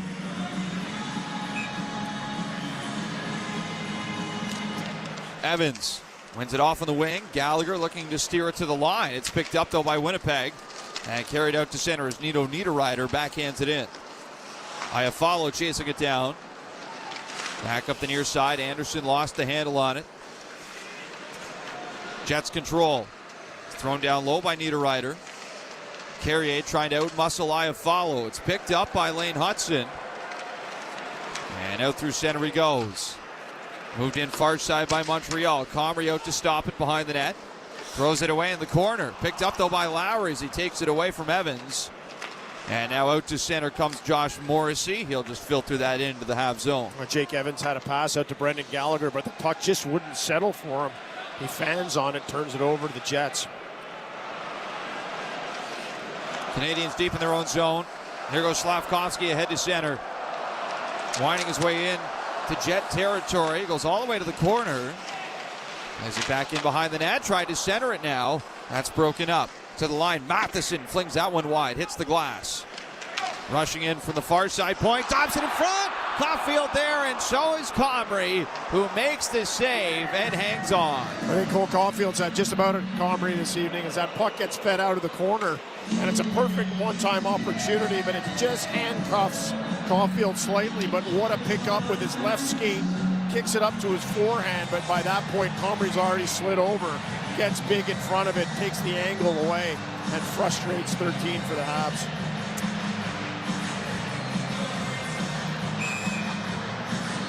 That is the third shot tonight for Caulfield. It feels like all of them have been great chances. Hasn't found a way to beat Comrie so far. 6:32 to go in this game. 2-2 tie. Ozone face-off for Montreal. Kapanen to take it, but Winnipeg able to push it out to center ice. Lane Hudson picks it up for the Canadiens. He'll carry it all the way in behind his own net. Hudson waiting. Starts ahead. Fires the pass all the way to Neil Pionk at the Winnipeg line, and the Jets play it right back in the other way. Hudson cuts it off behind the net. And back around to the near side for Texier, and we'll move this one off the glass down the ice. Controlled by Winnipeg. Sandberg throws it off the boards to center. Perfetti with it. Drags it in over the Montreal line. Perfetti tries to get a backhander through. No luck. And here go the Habs the other way. Texier near side. Played in off the boards. Morgan Barron goes after it. Behind the net. Takes a fall. But Barron able to get back up. And he'll direct the puck forward. It's Cole Koepke able to get that out to center. Here goes Pearson. Just over the Montreal line. Takes a bounce right to Koepke through the middle. Got the shot away. And that's shoveled aside by Dobish. 5:20 to go in the game. Tied at 2 as the Habs play it all the way down ice. Josh Morrissey feeds it back up to center. Koepke with some space. Habs were changing. Koepke looks to drive the net, but he's rejected at the side of it. As it floats back around for Brendan Gallagher. Canadiens hurry if they have numbers. Right through the middle. Here goes Evans. Try to go to the forehand. Broken up though by Josh Morrissey. Now floated to center for Tanner Pearson. Down the wing. Back for Niederreiter. Cross ice. Stanley down low in the corner. Logan Stanley up the boards. Tosses that one right through the goal mouth and back into the far side corner. It's dragged by Slavkovsky. Picked off by Winnipeg. Adam Lowry. All the way back to the line. Logan Stanley, a relatively weak shot, is caught by Jakub Dobish. And he'll hang on tight to that. With 4:29 to go, we're going to take one more break tonight. Still in a 2-2 stalemate between Montreal and Winnipeg on Habs Hockey on TSN 690. When you choose the STM to get to an event, you aren't just riding public transit. You're riding a wave of collective energy with fans just like you all the way to the big event. Heading to the Bell Center? No need to put your whole day on ice. With public transit, you won't have to worry about traffic or parking. A trip to Lucien Lallier or Bonaventure Station gets you right to the heart of the action. Now that's what we call putting it on the tape. With the STM, birds of a feather ride together. Beer, chips, popcorn. Score big at your neighborhood Voisin without missing a second of the action. Stock up on game day essentials before the puck hits the ice at Voisin, proud partner of the Montreal Canadiens. Voisin, whenever you need us. Hello? Hi, Mom. Casserole is a disaster. Did you follow my recipe? I sure did. Except I used tofu instead of turkey, and I didn't have sage, so I used cilantro. So you didn't follow my recipe. Some calls are too good to miss. Stay close this holiday season on Canada's best 5G Plus network. Visit a Bell store or bell.ca/holiday to check out amazing offers on phones and plans. Bell. Connection is everything. Canadiens hockey is presented by SOR Insurance. You deserve the best broker there is. SOR Insurance, official damage insurance partner of the Montreal Canadiens. Enjoy the game. Back inside the Bell Center. We got 4:29 to go in this game. And we are in for some late game heroics one way or another, whether that's regulation or an overtime. We are still tied at 2. You get the feeling, especially from the Winnipeg Jets at the end of this long trip, and it's been a tough one at that, only 1-4, that they would be more than happy to get points, even if it means taking this to overtime. Got to think Montreal feel a little bit the same way here, JP. Yeah, I agree, although at home you're always trying to do a little bit better, try to see if you can do it in regular time. Off the face-off, Jets control in the Montreal zone. Picked up by Mark Scheifele, rips it across, looking for Kyle Connor. Near side boards, Connor trying to shake off Suzuki. Passing off to the line now, DeMello. Cross ice, Morrissey. Lots of traffic in front. It's steered in behind the net. Matheson is there as the puck spills out for Juraj Slavkovsky. Here go the Habs to center. Now flipped in by Jake Evans. And Josh Morrissey is back for it. Evans goes off the change as Caulfield steps onto the ice. And he almost picked it off far side. Instead, Winnipeg come out to center, and it's thrown in by Gabe Vilardi. Vilardi down low, tried to center it. Still got it, in behind the net. Dragged into the corner, Scheifele to the line for Neil Pionk. Steps in, Rister goes off of Slavkovsky. Back in behind Jakub Dobish's net. Cut off by Cole Caulfield, and he'll elevate this out to center. The puck's just not deep enough as the Jets are going to be able to regroup here in the neutral zone with some pace. 3:13 to go in the game. Still tied. Neil Pionk feeds it to center. Taves directs it in over the line, lost the handle on it. Here goes Texier the other way, filters that into Winnipeg territory. Pionk fires it round the boards for Nemesnikov. Back to Pionk. Slowly ahead to center. He'll wrist it in wide of the Montreal net. Now Cole Perfettian on the forecheck. Can't handle it. Here go the Canadiens driving ahead to center with Texier. He'll chip it in again. Morrissey into the corner with Texier. Morrissey wins the battle. Looks to move it out, but he can't. Here's Demidov down low for Texier in front. The shot from Jake Evans just goes high of the mark. A sweet feed by Texier out to Evans. Now Lane Hudson bounces this one down low. DeMello able to break it up. Nemesnikov moves it back out to center ice. And Perfetti ties up Lane Hudson, who's still got the puck here in front of the Winnipeg bench. As Winnipeg was making a full change there, that's where you're hearing the groans from the crowd. Only 2 penalties in this game, 1 on either side. 2:05 to play. Here goes Iafallo into the Montreal zone. Off to Lowry, low shot. Easily handled by Dobish. Habs cannot clear the zone. Bouncing in front. Had to be careful with that, but Dobish is square to it and will freeze it. That's Mike Matheson as he's trying to feed that puck up to Brendan Gallagher along the wall. Gallagher can't get a stick on it, and it gets fed right back in from the blue line. Takes a tip. I think this puck might actually hit Dobson on the way in. It did. Redirects just about that first hash mark, closest to the net. Dobish luckily is out at the top of the blue paint. Bounces right into his chest. Habs are going to go with Caulfield, Suzuki, and Slavkovsky. Honor for the Jets. So best on best.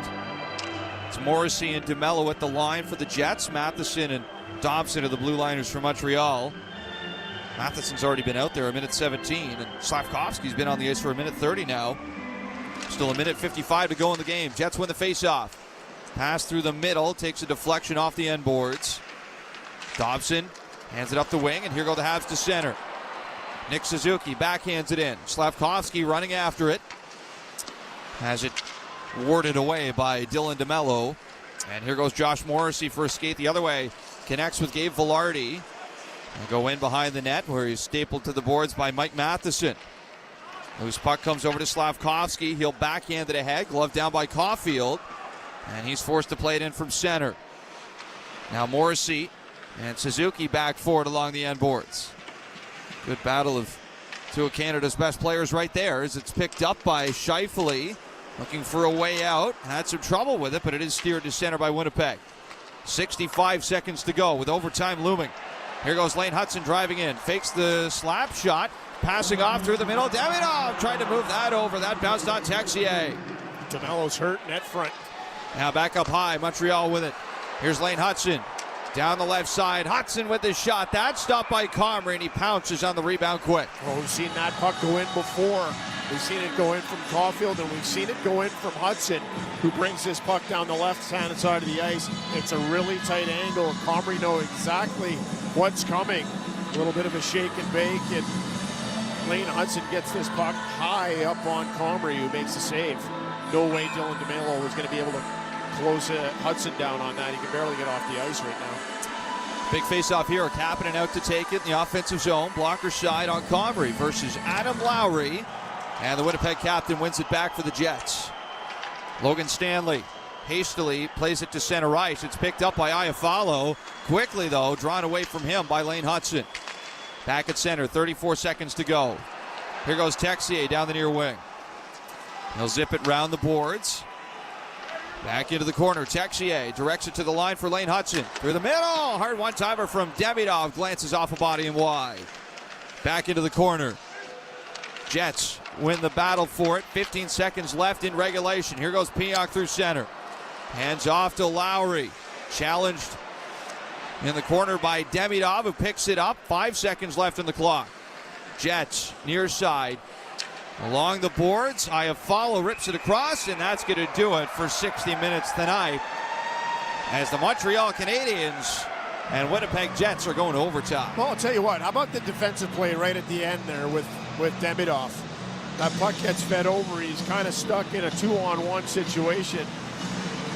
Doesn't panic, gets his stick down, just angles the play into the corner and breaks up what could have been a dangerous play.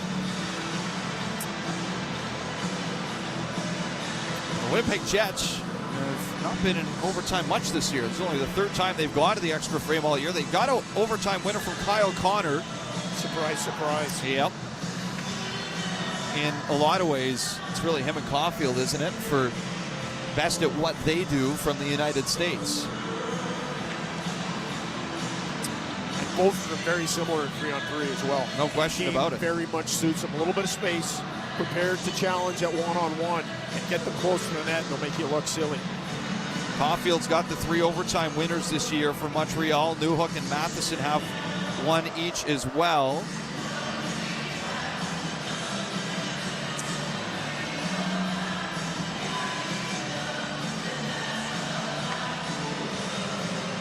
You got to think Montreal will start with the familiar combination of Hudson, Caulfield, and Suzuki. Kyle Connor's career has got 13 overtime winners for the Winnipeg Jets. On the other side for Cole Caulfield, he's at 11 for his career, which is, of course, Montreal Canadiens franchise record. I believe that's also a franchise record for Winnipeg Jets. Must be, right? Kyle Connor. Yep. Let's see how fast I can operate the old Google machine here. No one's lighting up for a face-off just yet. I'll flag you down. I'm assuming you're talking about this iteration too, right? This is and that's I also think I'm talking about that as well. Yeah. Here we go. Okay, it's Scheifele with 17. Connor, second most in franchise history. If you're going throwback Winnipeg Jets, Paul McLean has 6. Paul McLean, my goodness, I wouldn't have come up with that one. Neither would I. That's a deep cut. Here we go, center ice. Joe Veleno is going to take this face-off for Montreal. So this might be the old Christian Dvorak trick. Win it and get off. It's Scheifele with Connor and Morrissey for Winnipeg. Lots of mobility out there. As off the face-off, it's won by Scheifele. Brings it into the Montreal zone. Veleno's going to stay out there with Suzuki and Lane Hudson. So we've got a pretty good responsible defensive forward out there for Montreal in Veleno now that they've lost possession. And Scheifele handles the puck in behind his own net. He'll drop it for Kyle Connor. Connor turning away from center ice. Feeds it back up down the far wing as Morrissey backs in over the Montreal line. Goes all the way in behind the net. Loose puck. Scheifele stumbles. Suzuki picks it up, and Scheifele challenges him along the boards, but it's won away by Lane Hudson.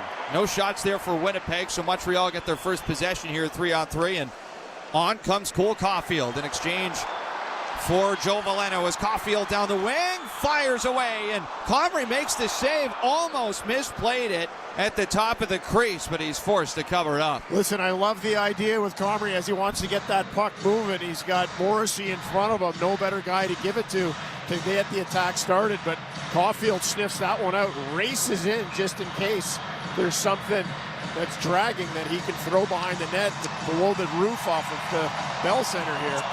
Oliver Kapanen to take the draw now with Demidov and Mike Matheson on the ice. Habs win it. Matheson at the line, chased to center by Neil Pionk. It's Velarde with Pionk and Adam Lowry for the Jets. Matheson crossing through center, drops off for Demidov. Skates in on the wing, cross ice, Matheson up high.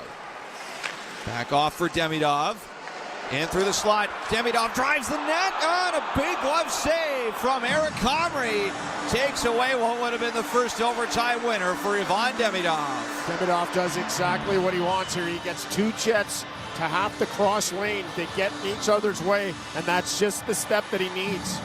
Gets in on that angle, and he fires a hard wrist shot from in tight, trying to go under the bar, and Comrie gets the glove out for the big save. So Suzuki out to take the draw now with Caulfield and Matheson. Taves, Pionk, and Nemestikov for the Jets, and Taves gets the faceoff over to Neil Pionk. Suzuki pursues behind the net, but it goes up to center with Pionk in control. Crossing the line, backhand pass over to Jonathan Taves to the forehand. He puts that one wide into the corner. Now Nemestikov on it. Under pressure along the boards, wins the battle though. Here's Taves. Jonathan Taves out in front. Josh Morrissey lost the handle on it. And Nemestikov tracks it down at center ice. 3:10 to go in overtime. Nemestikov circles around, starts ahead to center. Turns back. Now he'll dish it off to Taves. Taves crossing through center slowly. Jets are completing a change here as it's fed back for Josh Morrissey. Off to Kyle Connor. He'll turn back from Texier, and now Connor starts ahead with some speed. Crossing again, trying to shake off Texier into the Montreal zone. Bounced off the boards from Mark Scheifele. He's going to go back out to center. Josh Morrissey back in his own zone. Watched intently by Juraj Slafkovsky. Jets leave it behind the net. Here's Kyle Connor. Off the board. Scheifele picks it up. They back down the wing. Connor racing after it. Hits the brakes. Throws it across for Josh Morrissey. Into the attacking zone they come. Morrissey off to Scheifele, and it's won away by Lane Hudson. Hudson settles it down. Plays it up for Texier. Rips that cross ice. Bad pass. Misses Slafkovsky. And that gives it right back to Winnipeg. Looking to stretch it down for Kyle Connor. That's given away. And here goes Demidov. Dangerously over the line. Demidov passes off. Kapanen had it in his feet. Couldn't settle it down, and Winnipeg go the other way. Demidov's going to be able to get back in time. Scheifele has his stick exploded too. Here go the Habs. 3-on-1 through center. Demidov right side. Waiting, passing through. Demidov off the pad of Eric Comrie. Can't get that over. Settled down by Winnipeg. Here they go. Adam Lowry drives through center. Through the middle. Sandberg called offside. And now Sandberg gets tied up with Kapanen along the boards as the play's whistled down. I'm kind of having trouble believing there that Sandberg went offside on that sequence. 2-on-1 game on the line. Get ahead of that puck and kill the opportunity. Might be the best chance, JP, that the Habs get all overtime to win this one. I agree with you. That's that 3-on-1. Demidov comes in, and at the angles just get tighter and tighter and tighter. A couple of quick passes, and at that point, you almost want to see Demidov be selfish and try and finish that one off himself.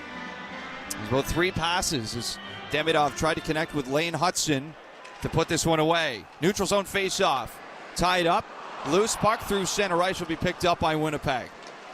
Minute 10 still to go in overtime. Pionk in behind his own net out there with Jonathan Toews and Vlad Nemesnikov as Toews lost the handle on it. Racing after it. He'll get right back to it. In the Montreal zone in front for Nemesnikov. Big pad save from Dobich. Montreal back the other way. Suzuki down the wing. Slows it down through the middle. Caulfield to the forehand working in. Caulfield tries to wrap it around. Over. Matheson broke his stick again off a one-time try. Second time that's happened tonight. Nemesnikov back the other way. Good stick by Nick Suzuki. Pokes that away. Mike Matheson's got another stick there. I don't know if the boards are going to recover after he slammed that door almost off its hinges. 30 seconds to go. Hudson through the middle with a shot. That's stopped by Comrie. Back up to center goes Scheifele. He's got Connor threatening down the wing. Connor with a shot. Hits the outside of the net. Back to the line. 15 seconds to go. Morrissey off to Connor. Tried to go in front. Picked off. Montreal still timed. Here we go. Suzuki from center. And Morrissey's going to catch up. And Suzuki tries the shot anyway. That's caught by Comrie. And there's going to be one more face-off in overtime. Nick Suzuki out of gas on that play. There's a turnover inside the Canadiens line. Nick Suzuki finds himself in wide open space, but just not enough energy to get up the ice as Morrissey was coming back, had the angle on him the whole way. No way he was going to be able to get in, but takes a hard shot on net, forces the whistle. So 2 seconds left here, just under 3 seconds, 2.7. We'll see if there's any timeouts that are taken. I might as well at this point. I think Montreal's going to take it. Winnipeg was ready for the face-off. C'est demandé par les Canadiens. So Martin and St. Louis going to try and pull a bit of a rabbit out of the hat here. Still time, 3.2 now on the clock. Yeah, all kinds of time here as you take a look at who you want out there. But how about the last sequence that we just saw there? Mike Matheson leans into a one-timer. His stick just explodes. He's furious. Has no choice. He's got to get back to the bench. It leads to a 2-on-1 going the other way. The save that we saw in the first period with Comrie with his left pad, I think, just got topped by the one that we just saw by Dobich stretching out to save the game. Yeah, monster stop on Vlad Nemesnikov. Easily Dobich's best work of the night, as both teams have 31 shots on the board. Both teams have threatened in overtime. But through 64 minutes and 57 seconds, we're still tied. So this is Veleno, and it looks like he's going to try to pull this directly back to Dobson. Slafkovsky's going to try and get in the way or even try and clear a path, but it all depends on Veleno pulling this back clean to Dobson. Going up against Adam Lowry. False start first time all Lowry's trying to do here is create a tie sequence. Not looking to toss anyone out here. Is off the face-off. They scrum for it. Slavkovsky, one ill-fated attempt, goes off of Barron, and that does it for overtime. Well, that's it. That's all you try to do there if you're Lowry. You manage to get that point for your team. You scramble the draw. You run out of time. Canadiens just can't execute fast enough. It's not coming easy tonight for Montreal. They have not led in this game, JP. Scheifele scored, Slavkovsky tied it, Connor scored, Kapanen tied it. And now someone's got to be a hero in the shootout. Well, you'll be looking and shining the light directly on the goaltenders this evening, and they've come up with some very impressive saves. Combrie's been on it all night, and late in the last sequences here, we've seen some big saves out of Dobesh as well. Shootouts have not exactly been a strength here for Montreal so far this season, JP. They're not. Looking at Caulfield, Suzuki going. Caulfield still 43% in his career. Certainly nothing to scoff at. Nick Suzuki now down to 33%, 11 for 33. Again, not terrible numbers by any stretch either for his career. On the season, Suzuki's 0 for 2. Jets have been in one shootout, and they have won it. As Gabe Vilardi has the only goal for them. They went Vilardi, Connor, and Taves. Connor Hellebuck winning that game for them. Did not let a goal in. I think we've seen some heroics out of Taves on a shootout once upon a time. A few times. Cole Caulfield is going to lead us off. Mentioned 43% in his shootout career in the National Hockey League. He's going to go up here against Eric Comrie of the Winnipeg Jets, who has a career save percentage of .733 in the shootouts, a record of 2-2. Here goes Caulfield from center. Swings out far side wide. Caulfield back through the middle. Shot and he scores!